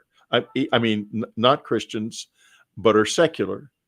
And it's a book it's useful to Christians too, but you do not have to be a believer of any kind, or you can be any kind of believer to get the value of the book. That's how it's designed. With the government or agency, it doesn't matter. Do they have a religious side of the questions too? Definitely. A lot of people involved in this are quite religious, and interestingly enough, there are others involved in it who are just not at all religious. Who have nothing, don't want anything to do with the spiritual side of it, and they are. But it's not. When I say religious, I'm not talking about belief, and this is very important to understand. It's not about belief. It's about understanding the motivations behind moral life, basically, and how that how that affects the soul. You don't have to believe in Allah or God or any of that. That's not what it's really about. It's about how these moral precepts actually work in a human life to make that life more real, more true, and more valuable to the individual and everyone around them. And when you start to live that way, your relationship with the visitors changes, and they cease to be so violent. They cease to be so demanding, and they become much more teacherly and supportive. Are you? Well, let me answer this my own question first. I expect something pretty spectacular from the James Webb Space Telescope, and I think it's going to happen sooner than later. Would you be surprised if signs of life? They're already looking at a planet right now that's got an atmosphere, right, water, and the other components for life: carbon monoxide, carbon dioxide, nitrogen, oxygen, signs of a biosphere. Would it surprise you if that kind of confirmation comes from James Webb and not from another source? Well, one thing I learned from the visitors a long time ago is that we have to find them. And I hope that the Webb telescope and the gigantic radio telescope that's being built in China will collectively find the presence of this other presence. But let me ask you this. Why, if there are so many of these alien species floating around here, don't we get pick up any radio signals or anything? Well, you saw. I can answer the question. Well, they use quantum level communications, and we are learning how to do that right now. I can tell you for sure, and this is not because I have secret knowledge, but just because I know how things work, and I read patents, which is a very useful way of figuring out what is going on behind the scenes.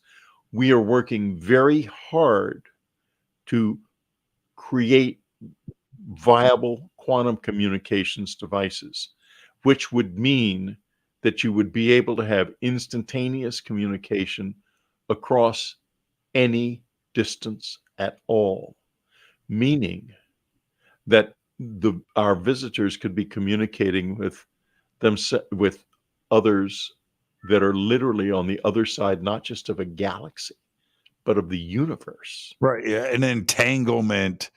And if the warp drive systems that NASA is now seriously working on, why are they working on it? My guess is because they know they are real. And people they say alien bases under the sea. It's not a base.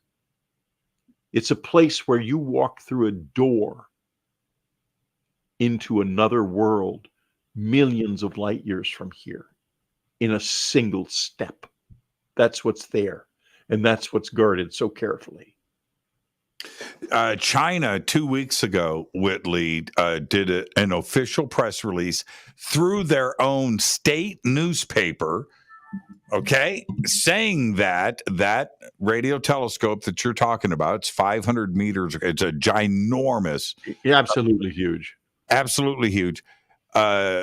Picked up 2, in their words, alien communications. Yeah, and then they walked that back though. They deleted it. They didn't walk it back. They just took it down. Well, that would mean to me that the visitors are into them too, and they're saying, "Don't do this." Yeah, yeah. So when is it over, folks? I'm talking to the visitors now. When do we get to know? Because we're running out of time here. We need this to get into focus, and we need it now. I think it's tangible. There's something going on right now, Whitley. You can feel it, and it's about to happen. If I was going to make a bet, if I was going to Vegas and was going to put my money down on this, I would say that the governments of the world know that something is not in their control. I don't know if it's, a mothership above Los Angeles. I don't know if it's that. I don't know if there's another reveal. I don't know if there's radio transmissions. I don't know what it is, but I think that they're trying to get out in front of it right now. And I think that it's going to reach a point of critical mass. I suspect that it's going to knock along like it is now, gradually, and then all of a sudden, the world's just going to change dramatically. That it's going to be a shock effect.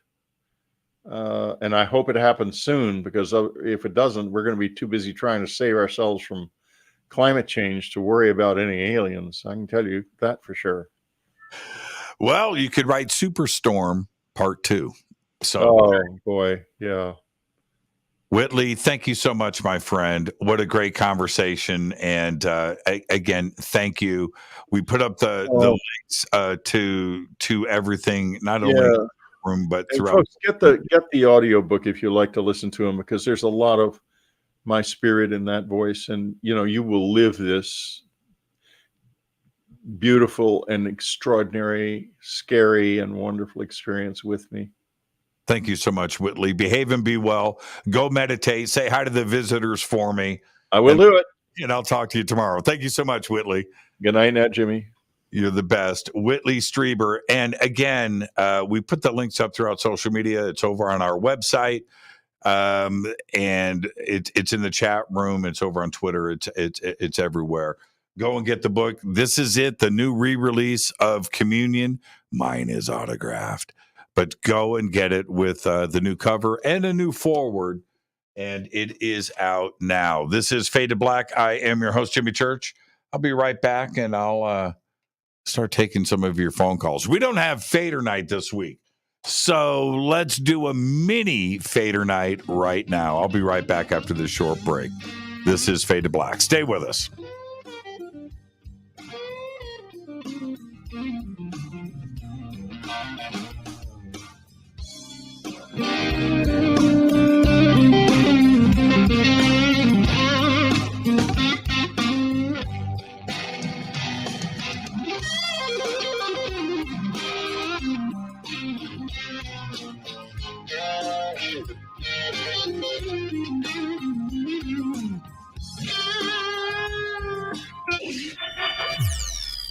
You're listening to Jimmy Church and Fade to Black on the X.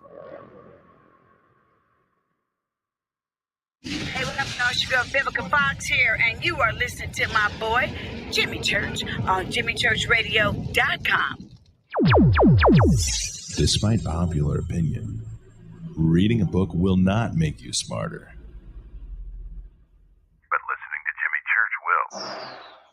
Right now, EdenPURE is having their famous BOGO deal on Thunderstorm air purifiers. One listener wrote, "It makes a huge difference in our cat litter box stink. I just wish I waited for the BOGO deal. I need another one." Well, now's the time. BOGO is back, so when you buy one Thunderstorm, you get one free. No matter how many you buy 2, you get 2 free. You buy 5, you get 5 free. The Thunderstorm will completely eliminate any odor, even the worst like pets, cigarette smoke, urine, and cooking. Now is the time to order. EdenPURE's buy one, get one free sale is 1 week only. With over 265,000 Thunderstorms sold and countless 5-star reviews, you know it works. People are buying several for around the home and even as gifts. Just go to EdenPureDeals.com and use discount code FADERBOGO. That's FADERBOGO, FADERBOGO. BOGO is buy one, get one free. That's EdenPureDeals.com, discount code FADERBOGO. And as always, shipping is free.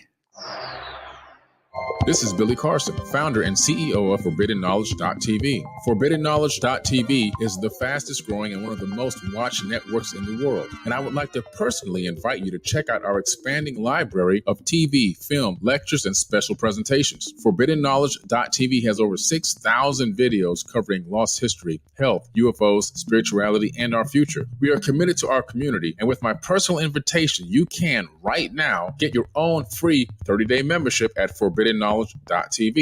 Your own library of information starts today at ForbiddenKnowledge.tv. Your 1 million gigawatt paranormal powerhouse, KUNX-DB, the X. Are you ready to read about true paranormal events? Unx Media publishes nonfiction books about UFOs, ghosts and haunted places, time anomalies, cryptid creatures, and more. Just like KUNXDB Radio, it's all about unexplained phenomena. Visit www.unxmedia.com to see our list of great book titles by Debbie Ziegelmeyer, Gene Walker, Devin Listrom, Wayne Lawrence, Bill Spicer, and yours truly, Margie Kay. That's unxmedia.com. Introducing the Game Changer blend from River Moon Coffee that delivers a customized blend made specifically for the Fadernauts. If the game is rigged, change the game.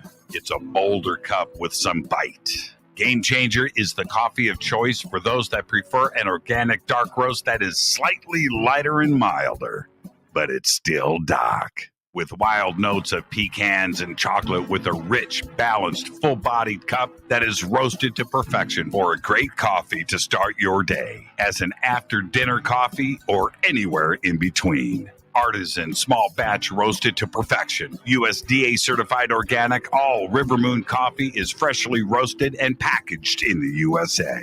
Just go to rivermooncoffee.com or click on the banners over on our site and use the promo code F2BBLEND for 15% off of your order today. rivermooncoffee.com. Are you intrigued by Paranormal Talk Radio? You'll love the new Paranormal Radio app from TalkStream Live. You'll find a great selection of talk shows covering UFOs, ghosts, strange phenomena, and much more. Download the Paranormal Radio app now and start listening to the very best in paranormal talk entertainment, including the network you're listening to right now, the Paranormal Radio app, free in Google Play and the iOS App Store. Erica, Brittany, Gabby, and you're listening to JamieChurchRadio.com. It's not a lifestyle we chose. We were born this way. This is KJCR at JimmyChurchRadio.com.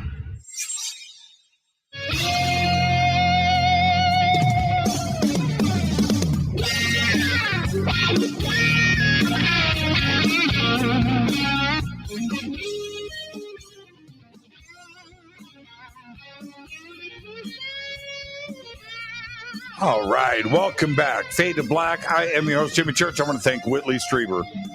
What an amazing conversation. He's the best, man. Whitley is the absolute best. And just visit Strieber.com or unknowncountry.com. Head over there, Amazon. You can get the book there. You can get it on Kindle, the new edition of Communion, which he got the rights back to. And I think that is absolutely incredible. It's got a new foreword. It's got a new cover. And there you go. There it is right there. I remember, I've opened up the phone lines for everybody. We'll do a little mini fader night here. Man, I love this book so much. 818-921-6929 or 323-275-9695. I'll never forget when I first got the book in the late 80s. And I was doing a ton of research back then. And not only, Communion was released, and there was such a huge buzz behind the book. And I got a copy of it, hardcover, from a friend of mine that had just finished it. So I get the book, and it's in my bedroom in Pasadena, and I started reading it. And this is the deal. I mean, it affected me deeply. But I had it on my nightstand in my bedroom. And when you walked in my bedroom, my bed was to the right, and the nightstand was there. I swear, the eyes, the cover of the book, right? And it would, I had to flip the book over. I had to turn it over. I'm not kidding. And so as years passed, I remember telling other friends of mine about me having to turn over the book. They were like, me too. I was like, oh, I thought I was the only one. But it's a tremendous read. And right now, it's on audio. It's an audiobook, and I've been doing that too as well.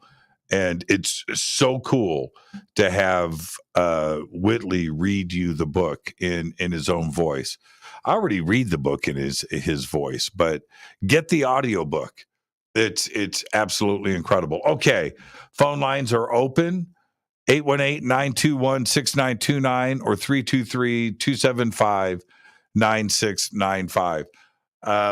I had talked about my own opening rant. Adrian Valera came over on Saturday night. And I have night vision. I have binoculars and I have a telescope and stuff. And I have an amazing backyard with the night sky. And I've been going out there every night. Almost every. Well, I'm out there every night. But some nights I go out and I take out the night vision. I've had many guests come over to the house, and I've got probably 10 or 15 chairs in the backyard so we can all sit out, look at the sky, talk, drink, eat, listen to music, and do a sky watch. And we've seen stuff out there, and it's been a lot of fun. Adrian, though, so he comes over, and I am not kidding, to my friends that have been over at the house and have to hear me say this. Adrian and I completely have no idea, lost count. We stopped counting the amount of things that we saw in the sky. And it was all night long, every minute. And as we are looking, and we're over here picking something up, I can only say this as a fact. We're looking over here, but I know that there's something that's going on over here. As soon as something, it was like that all night long, all night. It was tremendous. And this one object, now I'm going to get to the second night, which was last night.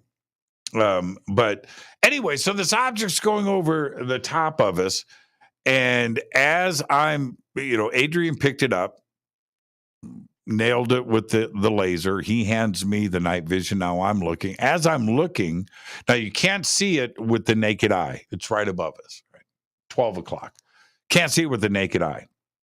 But as I'm looking at it in the night vision, the frigging thing flashes like a camera flash, bright. And as I get ready to, Adrian yells, "It just flashed." Now, he saw that with his naked eye. I'm seeing it in night vision. It explodes in night vision. And I grab him by his arm. Like I'm scared. And I'm like, dude. And I'm holding on to Adrian. And then it flashed a second time.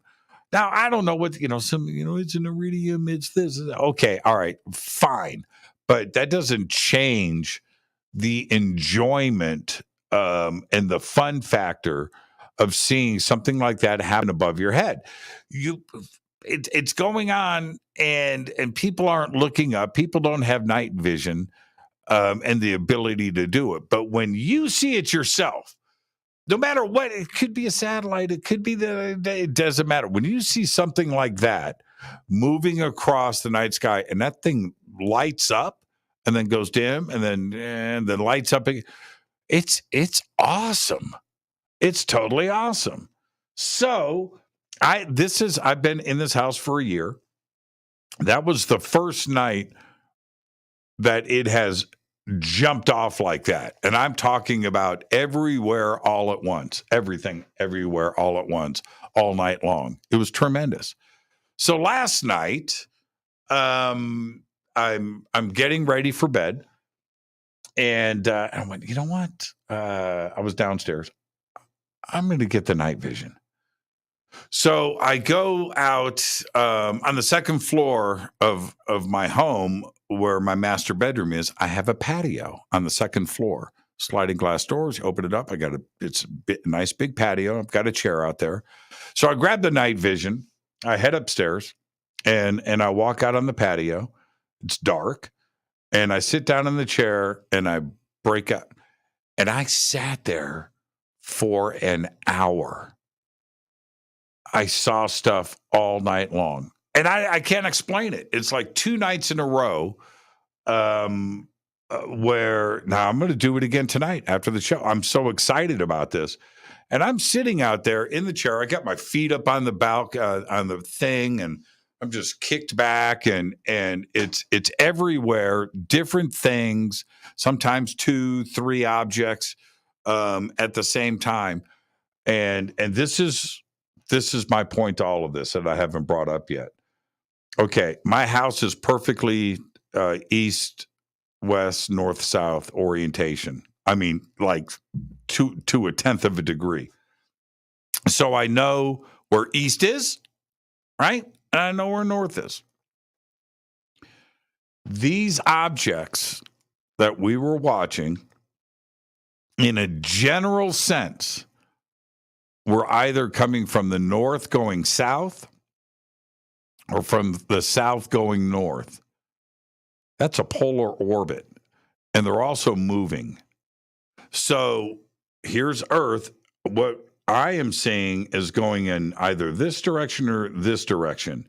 Most of the satellites that we have, whatever, 5,000 satellites out there, they're all in around the equator. All right. You can look at the satellite maps. You can see where everything is positioned out there. And they go further out and further out.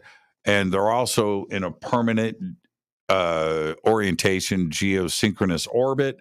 In other words, they are, if you have a communication satellite or you have something else that's up there, the Earth is rotating and the satellites are going with it.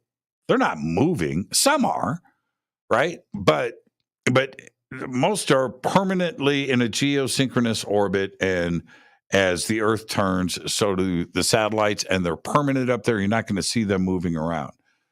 And now when you take this and you put this in another context, which is north-south or south-north, that's a different situation. And I mean, we saw, and I saw again last night, 50 north-south or south-north all night long. What is that? Now, if we look at it in a technical sense, like these are our satellites. Okay, all right. Something like that is moving in a polar orbit, going over the north and south poles. It's mapping, right? It's doing something else, right? You're not. You wouldn't be a military satellite flying over Los Angeles in a pole or to the tune of 50. I don't know how many satellites are in a polar orbit right now, but why would they be flying over the west coast of California all night long? All night, like this, all night. Remember, the Earth is rotating. So these objects, whatever we are seeing as the Earth is turning, they're also, or is this going on all around the planet at the same time? I'm here in Los Angeles. What if you're in Kansas City in the middle of the country and you're looking, are you seeing the same thing? Are you seeing 50 objects in an hour going north-south, south-north over Kansas or New York, right? Right over the East Coast. What about the UK? What about France, Spain, Portugal? What about Germany? What about Russia? What about China? What about Japan? What about Australia? Now, and this is the way that my mind works. If that is the case, if you just take, it's a numbers game. So you take the amount of sightings that are happening right here on the west, over the west coast of the United States, right? And you take the same math and you just put that all the way around the longitude and latitude, all the way around the planet. What are we talking about here? Talking about 10,000 satellites that are in a north-south, south-north orientation polar orbit that are going on at the same time all around the planet? It can't be just above Los Angeles. Maybe it is. Probably not. So how many objects are up there? Now, some are ours. Now, and I would venture to guess, what do we have in a polar orbit? I don't know. It's worth a little bit of investigation. 10, 20, right? How long at 17,000 miles per hour? How long does it take to go around? What, an hour, 90 minutes? Right? Well, okay. Do you understand where I'm going with this? Now, how much of it isn't ours? I don't know. But all of it can't be, right? So, before you say it's all ours, it's satellites, no. But before you say that, all right, so I've locked on an object. It's cool. It's bright. It's low. And it was a little fuzzy, right? It's illuminated. It's big. And it's coming across. It's going south to north. And as I'm watching this, and I light it up with the laser, I'm getting ready to pass. I've got it marked.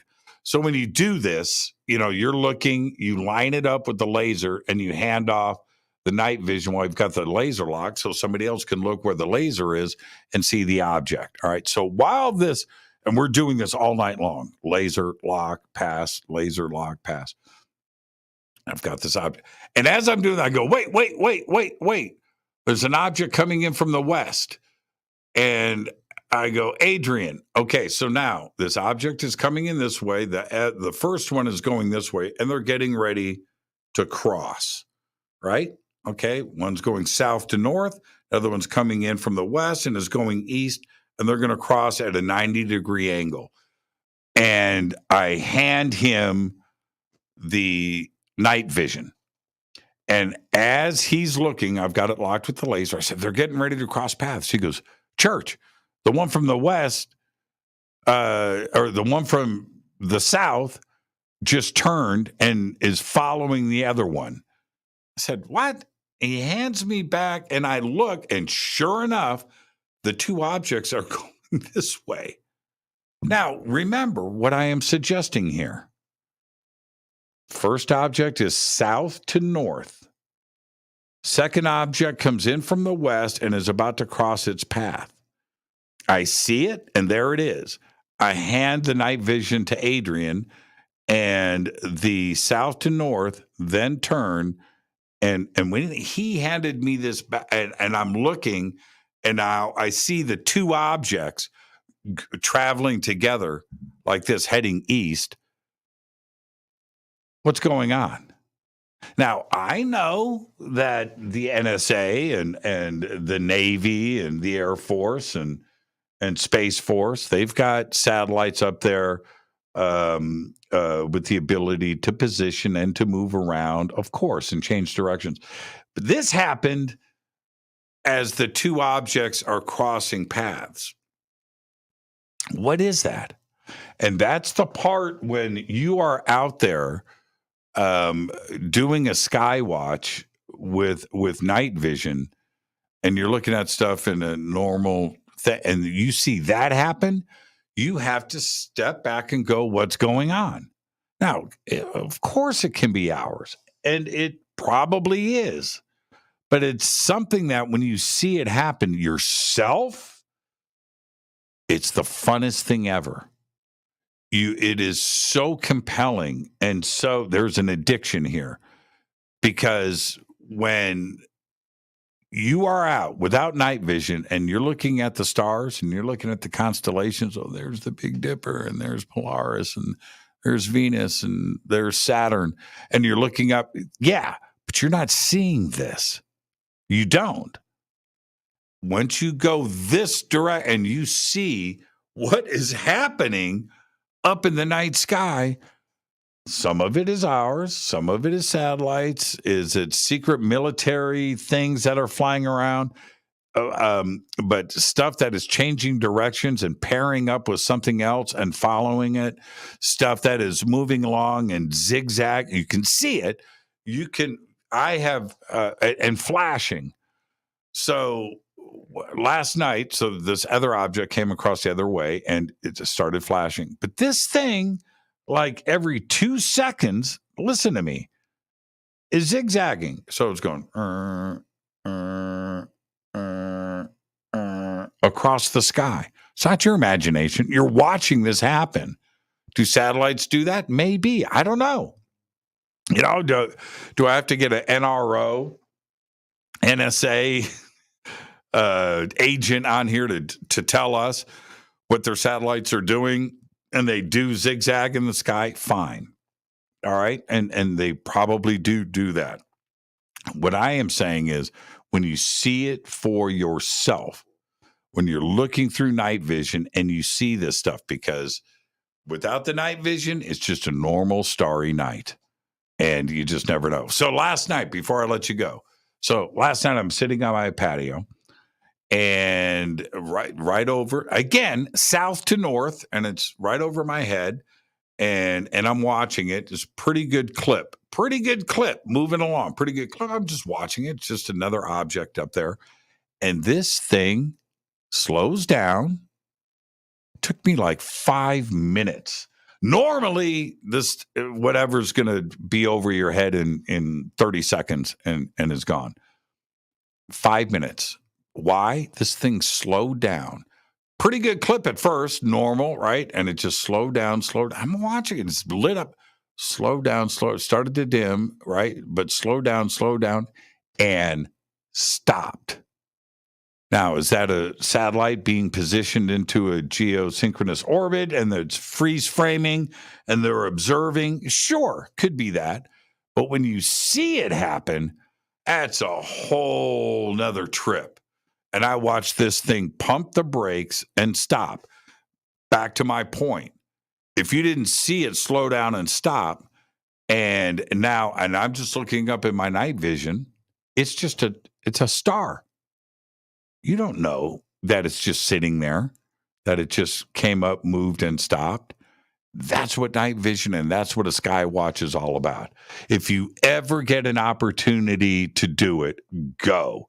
If you have a friend that's got night vision and they're going to go. If you've never done it before, the first time you look through night vision and you look at the night sky, your mind is blown. You go from seeing 1,000 stars in the sky and you do this to 10,000. It's incredible. So do it. It is the most extraordinary thing, and it's a paradigm shift. This is Fade to Black. I am your host, Jimmy Church. I want to thank Whitley Strieber for coming in. Tomorrow night on this very program, my guest is me. Tomorrow night, humans are E.T.? Maybe. Not yet. The future, all of that. Tomorrow night. Wednesday night, Richard Dolan is with us. Thursday night, Linda Moulton Howe. I'm your host, Jimmy Church. This is Fade to Black. I want to thank Whitley Strieber for coming in. Great conversation tonight. Go and get Communion. The new edition is out now. Fade to Black is produced by Hilton J. Palm, Renee, Dennis, and Kevin. Announcers are Steve Harder, Gene Vitoa, Mark D. Kovar. Webmaster is Drew the Geek. Music, Doug Aldrich. Intro, Space Boy. SpaceboyMusic.com. Fade to Black is produced by KJCR for the Game Changer Network. And this broadcast is owned and copyrighted 2022 by Fade to Black and the Game Changer Network, Inc. It cannot be rebroadcast, downloaded, copied, or used anywhere in the known universe without written permission from Fade to Black or the Game Changer Network. I'm your host, Jimmy Church. Tomorrow night, I'll see you with me. Until then, I want everybody to be safe. Go Beckley Tappy.